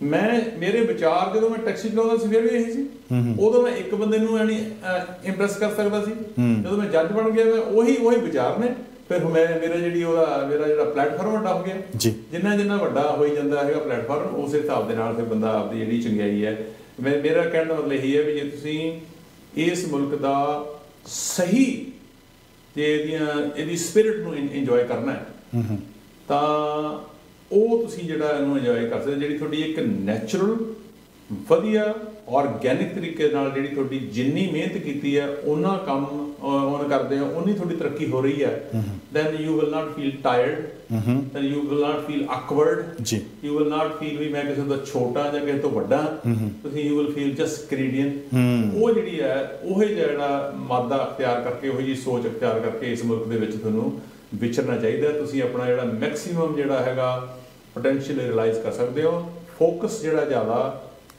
ਪ੍ਰੋਸੈਸ ਤੇ ਹੋਣਾ ਚਾਹੀਦਾ ਹੈ ਗੋਲ ਤੇ ਨਹੀਂ ਹੋਣਾ ਚਾਹੀਦਾ ਸੋ ਜਿੰਨਾ ਵੀ ਅੱਜ ਹੁਣ ਤੱਕ ਆਪਾਂ ਵਿਚਾਰ ਚਰਚਾ ਕੀਤੀ ਹੈ ਸਾਰੇ ਦਾ ਜੇ ਮੰਥਨ ਕਰੀਏ ਤਾਂ ਜਿਹੜਾ ਸਿੱਟਾ ਸਾਹਮਣੇ ਆਇਆ ਉਹ ਇਹ ਹੈ ਕਿ ਜਿਹੜੀ ਤੁਹਾਡੀ ਆਈਡੀਓਲੋਜੀ ਹੈ ਤੁਹਾਡੀ ਜਿਹੜੀ ਵਿਚਾਰਧਾਰਾ ਹੈ ਉਹ ਅਗਰ ਚੰਗੀ ਆ ਜੇ ਕਹਿੰਦੇ ਮਨ ਚੰਗਾ ਕਠੌਤੀ ਮੇ ਗੰਗਾ ਜੇ ਉਹ ਚੰਗਾ ਹੈ ਬੇਸ਼ੱਕ ਤੁਹਾਡਾ ਕੋਈ ਵੀ ਕੰਟਰੀ ਹੋਵੇ ਚਾਹੇ ਤੁਸੀਂ ਬੈਕ ਹੋਮ ਦੀ ਗੱਲ ਕਰੋ ਚਾਹੇ ਕੈਨੇਡਾ ਦੀ ਗੱਲ ਕਰੋ ਚਾਹੇ ਕਿਸੇ ਵੀ ਕੰਟਰੀ ਦੀ ਗੱਲ ਕਰੀਏ ਤਾਂ ਜਿੱਥੇ ਵੀ ਬੰਦਾ ਉਹ ਰਹਿ ਰਿਹਾ ਹੋਵੇਗਾ ਤਾਂ ਸ਼ਾਇਦ ਉਹਦੇ ਲਈ ਉਹੀ ਜਿਹੜਾ ਨਜ਼ਾਰਾ ਤੇ ਸਵਰਗ ਬਣ ਜਾਏ ਇਹਦੇ ਨਾਲ ਮੈਂ ਡਿਸਐਗਰੀ ਕਰਦਾ ਕਿਉਂਕਿ ਤੁਸੀਂ ਇਹ ਦੇਖਣਾ ਹੈ ਜਿਹੜੀ ਚੰਗਿਆਈ ਹੈ ਤੇ ਬੁਰਾਈ ਹੈ ਉਹ ਐਗਜ਼ਿਸਟ ਕਰਦੀ ਹੈ ਇਹੋ ਇਹਨਾਂ ਨੇ ਕੋਐਗਜ਼ਿਸਟ ਕਰਨਾ ਪਰ ਇਹ ਦੇਖਣਾ ਵੀ ਬੋਲਬਾਲਾ ਕਿਹਦਾ ਹੁਣ ਜਦੋਂ ਤੁਸੀਂ ਇੰਡੀਆ ਵਿੱਚ ਜਾਂ ਹੋਰ ਕੋਈ ਕੰਟਰੀ ਨੇ ਬੰਗਲਾਦੇਸ਼ ਪਾਕਿਸਤਾਨ ਕਿਵੇਂ ਜਿਹੜਾ ਇੱਕ ਬਦਮਾਸ਼ ਬੰਦਾ ਹੈਗਾ ਉਹਨੂੰ ਫੜਦਾ ਤਾਂ ਉਹਨੂੰ ਸਾਰਾ ਸਿਸਟਮ ਬਚਾਉਣ ਵਾਸਤੇ ਤਿਆਰ ਆ ਜਾਂਦਾ ਉਹਦੀ ਨਾਲ ਆ ਜਾਂਦਾ ਇੱਥੇ ਜਿਹੜਾ ਇੱਕ ਬਦਮਾਸ਼ ਬੰਦਾ ਹੈਗਾ ਉਸ ਨੂੰ ਸਿਸਟਮ ਛੱਡ ਦਿੰਦਾ ਦੱਸ ਵੀ ਅਸੀਂ ਤੇਰੀ ਹੈਲਪ ਵੀ ਤੂੰ ਸਾਡਾ ਕੁਝ ਤੂੰ ਲੱਗਦਾ ਹੀ ਨਹੀਂ। ਸੋ ਬੋਲ ਵਾਲਾ ਦੂਜਾ, ਇਸ ਕਰਕੇ ਉੱਥੇ ਤੁਸੀਂ ਚੰਗਿਆਈ ਹੈ ਤੁਹਾਡੀ ਲਾਇਬਿਲਿਟੀ ਹੈ ਜੀ, ਇੱਥੇ ਜਿਹੜੀ ਚੰਗਿਆਈ ਹੈ ਇਹ ਤੁਹਾਡਾ ਐਸੈਟ ਹੈ। ਬਹੁਤ ਅੱਛਾ, ਸਹੀ ਹੈ। ਤੇ ਇਸ ਕਰਕੇ ਇਹ ਚੀਜ਼ ਹੈ ਵੀ ਇੱਥੇ ਚੰਗੇ ਤੇਰੀਆਂ ਕਦਰਾਂ ਕੀਮਤਾਂ ਵੈਲਿਊਜ਼ ਐਥਿਕਸ ਜਿਹੜੇ ਆ ਉਹ ਤੁਹਾਡਾ ਇੰਨੀ ਤੁਹਾਨੂੰ ਸੋਲਿਡ ਫੀਲਿੰਗ ਦੇਣਗੇ। ਹੋ ਸਕਦਾ ਤੁਹਾਨੂੰ ਐ ਪਹਿਲਾਂ ਲੱਗੇ ਜਿਵੇਂ ਬੰਦਾ ਕੋਈ ਆਪਣੀ ਸਪੀਡ ਤੇ ਜਾ ਰਿਹਾ ਹੈ 100 ਤੇ ਕੋਈ 140 ਤੇ ਲੰਘ ਗਿਆ, ਅਗਲਾ ਕਹਿੰਦਾ ਮੈਂ ਪਿੱਛੇ ਰਹਿ ਗਿਆ। ਤੇ ਜਦੋਂ ਉਹਦੀ ਕਾਰ ਮੂਹਦੀ ਪਈ ਹੁੰਦੀ ਹੈ ਜਾਂ ਪੁਲਿਸ ਨੇ ਫੜਿਆ ਹੁੰਦਾ ਉਦੋਂ ਬੰਦਾ ਕੋਲ ਦੀ ਲੰਘਦਾ, ਉਦੋਂ ਕਹਿੰਦਾ ਸ਼ੁਕਰ ਹੈ ਮੈਂ ਨਹੀਂ ਕੀਤਾ। ਜਿਹੜੀ ਹੈ ਇੱਥੇ ਯੂ ਵਿਲ ਫਾਈਂਡ ਦੈਟ ਜਿਹੜੇ ਬੰਦੇ ਨਾ ਅਸਲੀ ਜਿਹੜੀ ਗੁੱਡ ਹੈ ਇੱਥੋਂ ਦੀ ਅੱਛੀ ਲਾਈਫ ਹੈ, ਉਹ ਜਿਹੜੇ ਬੰਦੇ ਜਿਹੜਾ ਨਾਰਮਲ ਜਿਹੜੇ ਬੰਦੇ ਨੇ ਹੈ ਨਾ। ਇਹ ਮੁਲਕ ਇੱਕ ਐਸਾ ਹੈ, ਤੁਸੀਂ ਦੇਖੋਗੇ ਜਿਹੜੇ ਹੋਰ ਜਿਹੜੇ ਕੈਪੀਟਲ ਕੰਟਰੀ ਨੇ ਉਹਨਾਂ ਨੂੰ ਜੇ ਲੇਕ ਤੇ ਘਰ ਲੈਣਾ ਤਾਂ ਉਹਨਾਂ ਨੂੰ ਆਪਣਾ ਮੈਂ ਕਹਿੰਦਾ ਪਤਾ ਨਹੀਂ ਕਿੰਨਾ ਕੁਛ ਵੇਚਣਾ ਪੈ ਸਕਦਾ ਹੈ। ਸਾਡਾ ਜੇ ਇੱਥੇ ਲੇਕ ਤੇ ਵੀ ਰਹਿਣਾ ਨਾ 1,25,000 ਦਾ ਤੁਸੀਂ ਕੋਈ ਲੈ ਕੇ ਟ੍ਰੇਲਰ ਜਾਂ ਜਿਹੜੀ ਮਰਜ਼ੀ ਲੇਕ ਤੇ ਖੜਾ ਕਰ ਲਓ। ਬਸ ਸਹੀ ਹੈ। ਹੋ ਸਕਦਾ ਬਾਹਲੀ ਜਿਹੜੀ ਜਿੱਥੇ ਅਮੀਰ ਲੋਕੀ ਰਹਿੰਦੇ ਉੱਥੇ ਨਾ ਹੋਊਗੀ, ਪਰ ਜਿਹੜੀ ਹੋਰ ਕੋਈ ਛੋਟੀ ਲੇਕ ਤੇ ਹੋ ਜਾਊਗਾ। ਕਿਉਂਕਿ ਜਿਹੇ ਜੀ ਇੱਥੇ ਲਾਈਫ ਮੈਂ ਇੱਥੇ ਕਈ ਐਸੇ ਬੰਦੇ ਦੇਖੇ ਨੇ ਜਿਹੜੇ ਕਿ ਸੋਚ ਸਮਝ ਕੇ ਚੱਲਦੇ ਨੇ। ਟਰੱਕ ਡਰਾਈਵਰ ਨੇ, ਦੇ ਐਕਚੁਅਲੀ ਹੈਵਿੰਗ ਸੱਚ ਅ ਫੈਂਟੈਸਟਿਕ ਲਾਈਫ ਕਿ ਜਿਹੜਾ ਉੱਥੋਂ ਦਾ IAS ਬੰਦਾ ਵੀ ਜਿਹੜਾ ਨਹੀਂ ਉਹ ਜਾਂ ਆਪਣੇ ਫਿਸ਼ਿੰਗ ਕਰਨ ਜਾ ਰਹੇ ਨੇ, ਆਈਸ ਫਿਸ਼ਿੰਗ ਕਰਨ ਜਾ ਰਹੇ ਨੇ ਕਰਕੇ ਕੋਈ ਅੰਡਰਸਟੈਂਡ ਆ ਗਿਆ ਹੈ ਨਾ ਵੀ ਅਸੀਂ ਇਹ ਨਹੀਂ ਵੀ ਜ਼ਰੂਰੀ ਅਸੀਂ 65 ਸਾਲ ਦੀ ਉਮਰ 'ਚ 1 ਮਿਲੀਅਨ ਦੀ ਮੌਰਗੇਜ ਲੈਣੀ ਹੈ ਨਾ। ਸੋ ਇਸ ਕਰਕੇ ਯੂ ਹੈਵ ਟੂ ਅੰਡਰਸਟੈਂਡ ਵੀ ਜਿਹੜਾ ਇੱਥੇ ਜਿਹੜਾ ਬੰਦਾ ਦੁੱਖ ਦੇ ਰਿਹਾ ਆਪਣੇ ਆਪ ਨੂੰ ਜਾਂ ਉਹ ਕਿਸੇ ਚੀਜ਼ 'ਚ ਹੈ ਉਹ ਆਪਣੇ ਕਾਰਨਾਂ ਕਰਕੇ ਹੈ, ਉਹ ਸਿਸਟਮ ਕਰਕੇ ਨਹੀਂ ਹੈਗਾ। ਬਹੁਤ ਅੱਛਾ। ਉੱਥੇ ਜਿਹੜਾ ਕਿ ਬੰਦਾ ਜਿਹੜਾ ਫਸਿਆ ਹੋਇਆ ਉਹ ਬੰਦਾ ਸਿਸਟਮ ਕਰਕੇ ਫਸਿਆ ਹੈ। ਸੋ ਕਹਿਣ ਦਾ ਭਾਵ ਇਹ ਆ ਵੀ ਵਿਚਾਰ ਚੰਗੇ ਹੋਣਾ ਇਹ ਇੱਕ ਅਲੱਗ ਗੱਲ ਹੈ, ਇਹ ਹੋਣੀ ਵੀ ਚਾਹੀਦੀ ਹੈ, ਪਰ ਨਾਲ ਦੀ ਨਾਲ এনवायरमेंट ਜਿਹੜਾ ਉੱਥੋਂ ਦਾ ਐਰਾਜ ਆ ਔਰਾ ਹੈ ਉਹ ਕਿਸ ਤਰ੍ਹਾਂ ਦਾ, ਇਹ ਵੀ ਉਹ ਮਹੱਤਵਪੂਰਨ ਗੱਲ ਹੈ। ਸੋ ਮਿੰਟ ਸਾਡੇ ਕੋਲੇ ਧਾਲੀਵਾਲ ਸਾਹਿਬ ਸਿਰਫ 5-7 ਬਚੇ ਨੇ। ਸਟੂਡੈਂਟਸ ਨੂੰ ਲੈ ਕੇ ਮੈਂ ਚਾਹੁੰਦਾ ਕਿ ਤੁਸੀਂ ਕੋਈ ਅਜਿਹਾ ਮੈਸੇਜ ਕੋਈ ਉਹਨਾਂ ਨੂੰ ਜ਼ਰੂਰ ਸੰਦੇਸ਼ ਦਿਓ ਜਿਹਦੇ ਨਾਲ, ਕਿਉਂਕਿ ਤੁਸੀਂ ਇੱਕ ਜੱਜ ਦੇ ਤੌਰ ਤੇ ਅਜਿਹੇ ਤਜਰਬੇ ਨੂੰ ਦੱਸ ਸਕਦੇ ਹੋ ਕਿ ਉਹਨਾਂ ਦੇ ਕੰਨਾਂ 'ਚ ਇਹ ਜ਼ਰੂਰ ਗੱਲ ਪੈ ਸਕੇ ਜਿਹੜੇ ਸਾਡੇ ਨੌਜਵਾਨ ਪੀੜ੍ਹੀ ਹੈ ਜਿਹੜੇ ਕਿ ਕਾਫੀ ਕਹਿੰਦੇ ਆ ਕਿ ਇਕੱਲਾ ਕੈਨੇਡਾ ਦੇ ਮੀਡੀਆ ਵਿੱਚ ਨਹੀਂ, ਉਹ ਭਾਰਤ ਦੇ ਮੀਡੀਆ ਦੇ ਵਿੱਚ ਜਾਂ ਵਰਲਡ ਦੇ ਜਿੱਥੇ ਵੀ ਪੰਜਾਬੀ ਰਹਿੰਦੇ ਨੇ ਉੱਥੇ ਦੇ ਮੀਡੀਆ ਦੇ ਵਿੱਚ ਵੀ ਸੁਰਖੀਆਂ 'ਚ ਆਏ ਰਹਿੰਦੇ ਆ। ਖਾਸ ਕਰਕੇ ਟੋਰਾਂਟੋ ਦਾ ਜੇ ਗੱਲ ਕਰੀਏ ਇੱਥੋਂ ਦੀ ਤਾਂ ਉਹਨਾਂ ਬਾਰੇ ਕੋਈ ਨਾ ਕੋਈ ਸੰਦੇਸ਼ ਜਿਹੜਾ ਦੇਖੋ ਇਹਦੇ ਵਿੱਚ ਰਮਨ ਗੱਲ ਇਹ ਵੀ ਜਿਹੜਾ ਡਿਸਕਲੋਜ਼ਰ ਮੈਂ ਇਹ ਦੇਣਾ ਚਾਹੂੰਗਾ ਵੀ majority of the people are good, ਠੀਕ ਹੈ, ਪਰ ਮੈਜੋਰਿਟੀ ਦਾ ਜਿਹੜਾ ਇੰਪੈਕਟ ਨਹੀਂ ਰਹਿੰਦਾ ਜਦੋਂ ਜਿਹੜੇ ਥੋੜੇ ਬੰਦੇ ਬਹੁਤ ਵਲਗਰ ਹੋ ਜਾਣ ਜੀ, ਮੈਜੋਰਿਟੀ ਉਹ ਚੁੱਪ ਕਰ ਜਾਵੇ। ਬਿਲਕੁਲ ਫਿਰ ਉਹ ਮੈਜੋਰਿਟੀ ਦਾ ਕੋਈ ਇੰਪੈਕਟ ਨਹੀਂ ਹੈ। ਇਸ ਕਰਕੇ ਜਿਹੜਾ ਆਪਾਂ ਇੰਪੈਕਟ ਦੇਖਦੇ ਆ ਉਹ ਦੂਜੇ ਬੰਦੇ ਦਾ ਹੈ। ਸੋ ਇਸ ਕਰਕੇ ਉਹਨਾਂ ਨੂੰ ਇਹੀ ਹੈ ਜਿਹੜਾ ਇਸ ਮੁਲਕ ਦੇ ਵਿੱਚ ਕੋਈ ਤੁਹਾਨੂੰ ਇਹੋ ਜਿਹਾ ਕੰਮ ਜਦੋਂ ਕਰਦੇ ਹੋ ਤਾਂ ਉਹ it will be held against you. ਕਿਸੇ ਨੇ ਤੁਹਾਡੀ ਹੈਲਪ ਨਹੀਂ ਕਰਨੀ। ਇੱਥੇ ਤਾਂ ਜੇ ਕੋਈ ਨਕਲ ਮਾਰਦਾ ਹੀ ਫੜ ਗਿਆ, ਇਹ ਨਹੀਂ ਹੈ ਵੀ ਜੇ ਮੇਰੀ ਵਾਈਫ ਉੱਥੇ ਹੰਬਰ ਕਾਲਜ ਦੇ ਵਿੱਚ ਵਾਈਸ ਪ੍ਰੈਜ਼ੀਡੈਂਟ ਆ ਤੇ ਉਹ ਜਾ ਕੇ ਜਿਹੜੇ ਬੰਦੇ ਨੇ ਫੜਿਆ ਉਹਨੂੰ ਕਹਿੰਦੇ ਵੀ ਇਹਨੂੰ ਛੱਡ ਦੇ। ਨੋ, ਨੋਬਡੀ ਵਿਲ ਯੂਜ਼ ਹਿਸ ਔਰ ਹਰ ਕ੍ਰੈਡੀਬਿਲਿਟੀ ਜਿਹੜੀ ਕਿ ਤੁਹਾਡੀ ਜਿਹੜੀ ਕੋਈ ਬਦਮਾਸ਼ੀ ਜਾਂ ਜਿਹੜੀ ਸਟੂਪਿਡਿਟੀ ਨੂੰ ਵਾਸ਼ ਕਰਨ ਵਾਸਤੇ। ਇੱਥੇ ਉਹ ਇਸ ਤਰ੍ਹਾਂ ਮੇਰੀ ਜਿੰਨੀ ਵੀ ਕ੍ਰੈਡੀਬਿਲਿਟੀ ਹੈ ਜੀ, ਮੈਂ ਉਹ ਕਿਸੇ ਦੀ ਹੈਲਪ ਕਰਨ ਵਾਸਤੇ ਜਿਹੜਾ ਕੋਈ ਬੰਦਾ ਚੰਗਾ ਕੰਮ ਕਰਦਾ ਉਹਦੇ ਵਾਸਤੇ ਯੂਜ਼ ਕਰਨ ਦੇ ਵਿੱਚ ਆਪਣੀ ਇੱਜ਼ਤ ਸਮਝਾਂਗਾ ਤੇ ਆਪਣੀ ਕ੍ਰੈਡੀਬਿਲਿਟੀ ਨੂੰ ਆਪਣੇ ਇੱਕ ਜੱਜ ਹੋਣ ਦੇ ਨਾਤੇ ਮੈਂ ਕਿਸੇ ਹੋਰ ਜੱਜ ਨੂੰ ਕਹਾਂ ਕਿ ਕੋਈ ਆਹ ਕੰਮ ਗਲਤ ਕਰੇ, ਦੱਸਣਾ ਇਹ ਹੁੰਦਾ ਨਹੀਂਗਾ। ਇਸ ਕਰਕੇ ਉਹਨਾਂ ਬੱਚਿਆਂ ਨੂੰ ਇਹ ਚਾਹੀਦਾ ਵੀ ਜਿਹੜੀ ਤੁਹਾਡੀ ਡਿਜੀਟਲ ਲਾਈਫ ਹੈ ਉਹਨੂੰ ਵੀ ਸਾਫ਼ ਸੁਥਰਾ ਰੱਖੋ ਤੇ ਜਿਹੜੀ ਤੁਹਾਡੀ ਸੋਸ਼ਲ ਲਾਈਫ ਹੈ ਉਹਨੂੰ ਵੀ ਸਾਫ਼ ਸੁਥਰਾ ਰੱਖੋ ਤੇ ਜਿਹੜੀ ਤੁਹਾਡੀ ਐਕੈਡੈਮਿਕ ਜਿਹੜੀ ਲਾਈਫ ਹੈ ਜਿਹਦੇ ਕਰਕੇ ਤੁਸੀਂ ਆਏ ਹੋ ਉਹਨੂੰ ਵੀ ਸਾਫ਼ ਸੁਥਰਾ ਰੱਖੋ। ਇੱਕ ਦਿਮਾਗ ਦੇ ਵਿੱਚੋਂ ਇਹ ਕੱਢ ਦਿਓ, ਕਈ ਲੋਕਾਂ ਨੂੰ ਇਹ ਹੁੰਦਾ ਅਸੀਂ 14,000 ਫੀਸ ਦਿੰਦੇ ਹਾਂ, ਅਸੀਂ 20,000 ਦਿੰਦੇ ਹਾਂ। ਜੇ ਇਹੋ ਜਿਹੇ ਕੁਐਸਚਨ ਨੇ ਉਹਨਾਂ ਨੂੰ ਕਿਸੇ ਜਿਹੜਾ ਸੀਨੀਅਰ ਬੰਦਾ ਹੈਗਾ ਜਾਂ ਜਾਣਦਾ ਹੈਗਾ ਉਹਨੂੰ ਪੁੱਛੋ ਕਿ ਕਿਉਂ ਦਿੰਦੇ ਜੀ। ਮੈਂ ਕਿਹਾ ਜਿਹੜਾ ਬੇਟਾ ਜਾਂ ਬੇਟੀ ਹੈ ਜੇ ਉੱਥੇ ਜਾ ਕੇ ਉਹ 3,000 ਫੀਸ ਦਿੰਦੇ 4 ਦਿੰਦੇ ਆ, ਤੁਸੀਂ 14 ਦਿੰਦੇ, ਮੈਂ ਤੁਹਾਨੂੰ ਉੱਥੇ ਕਰ ਦੱਸਦਾ ਕਿ ਮੇਰੇ ਨਾਲ ਕਈ ਵਾਰੀ ਇੰਟਰੈਕਸ਼ਨ ਹੁੰਦੀ ਹੈ। ਮੈਂ ਆਪਣੇ ਸਾਡੇ ਪਿੰਡ ਦੇ 2 ਬੱਚੀਆਂ ਮੈਂ ਹੀ ਉਹਨਾਂ ਨੂੰ ਸਪਾਂਸਰ ਕੀਤਾ ਤੇ ਕਿਵੇਂ ਲੈ ਗਏ, ਉਹ ਕਹਿੰਦੇ ਅੰਕਲ ਵੀ ਦਿਸ ਨਾਟ ਫੇਅਰ। ਮੈਂ ਕਿਹਾ ਬੇਟੇ ਇਸ ਤਰ੍ਹਾਂ ਇੱਥੇ ਜਿਹੜਾ ਬੱਚਾ ਇੱਥੋਂ ਦਾ ਜਿਹੜਾ ਬੰਦਾ ਆ ਰਿਹਾ ਉਹਦੇ ਫਾਦਰ ਮਦਰ ਨੂੰ 35 ਸਾਲ ਇੱਥੇ ਟੈਕਸ ਦਿੰਦੇ ਹੋ ਗਏ। ਬਿਲਕੁਲ ਠੀਕ ਹੈ। ਜਿਹੜੇ ਇਨਫਰਾਸਟ੍ਰਕਚਰ ਬਣਿਆ ਹੋਇਆ ਉਹ ਵੀ ਉਹਨਾਂ ਦੇ ਪੈਸੇ ਨਾਲ ਬਣਿਆ ਹੋਇਆ। ਕੋਈ 911 ਕਾਲ ਕਰਦੇ ਆ ਉਹ ਵੀ ਉਹਨਾਂ ਦੇ ਪੈਸੇ ਨਾਲ ਬਣੀ ਹੋਈ ਹੈ। ਜਿਹੜੀਆਂ ਸਾਰੀਆਂ ਸੜਕਾਂ ਜਾਂ ਕਿਵੇਂ ਸਹੂਲਤਾਂ ਨੇ ਉਹ ਸਭ ਉਹਨਾਂ ਦੇ ਪੈਸੇ ਦੇ ਨਾਲ ਬਣੀਆਂ ਹੋਈਆਂ। ਉਹਨਾਂ ਨੇ ਜਿਹੜਾ ਆਪਣਾ ਸਵੈਟ ਤੇ ਬਲੱਡ ਜਿਹੜਾ ਹੈਗਾ ਆਲਰੇਡੀ ਇਹਨਾਂ ਵਾਸਤੇ ਦਿੱਤਾ ਹੋਇਆ ਜੀ। ਇਸ ਕਰਕੇ ਦੈਟਸ ਵਾਈ ਜਿਹੜਾ ਉਹਨਾਂ ਦਾ ਜਿਹੜੀ ਬਿਲਕੁਲ ਜਿਹੜਾ ਉਹ ਉਸ ਤਰੀਕੇ ਦੇ ਨਾਲ ਚੱਲਦਾ। ਤੇ ਤੁਸੀਂ ਇਸ ਜਿਹੜਾ ਸਿਸਟਮ ਹੈ ਇਹ ਜਿਹੜਾ ਇਹਨੂੰ ਬਣਾਉਣ ਵਾਸਤੇ ਇੰਨਾ ਟਾਈਮ ਲੱਗਿਆ, ਤੁਸੀਂ ਇਹਦੇ ਵਿੱਚ ਆ ਕੇ ਪਲੱਗ ਇਨ ਕਰਨਾ, ਤੁਹਾਨੂੰ ਰਾਈਟ ਵੇ ਜਿਹੜਾ ਸਾਈਕਲ ਦੇ ਨਾਲ ਜਿਹੜਾ ਤੁਹਾਨੂੰ ਰਿਵਾਰਡ ਮਿਲਣਾ। ਪਰ ਜਿੰਨੀ ਕੁ ਸਾਡੀ ਸਪੀਡ ਹੈ ਜਾਂ ਜਿੰਨੀ ਕੁ ਇੱਥੋਂ ਦੇ ਸਿਟੀਜ਼ਨ ਦੀ ਸਪੀਡ ਆ, ਉਹੀ ਸਪੀਡ ਬਾਹਰੋਂ ਆ ਕੇ ਤੁਹਾਨੂੰ 2-4 ਮਹੀਨਿਆਂ ਦੇ ਵਿੱਚ ਵੀ ਮਿਲ ਜਾਂਦੀ ਹੈ।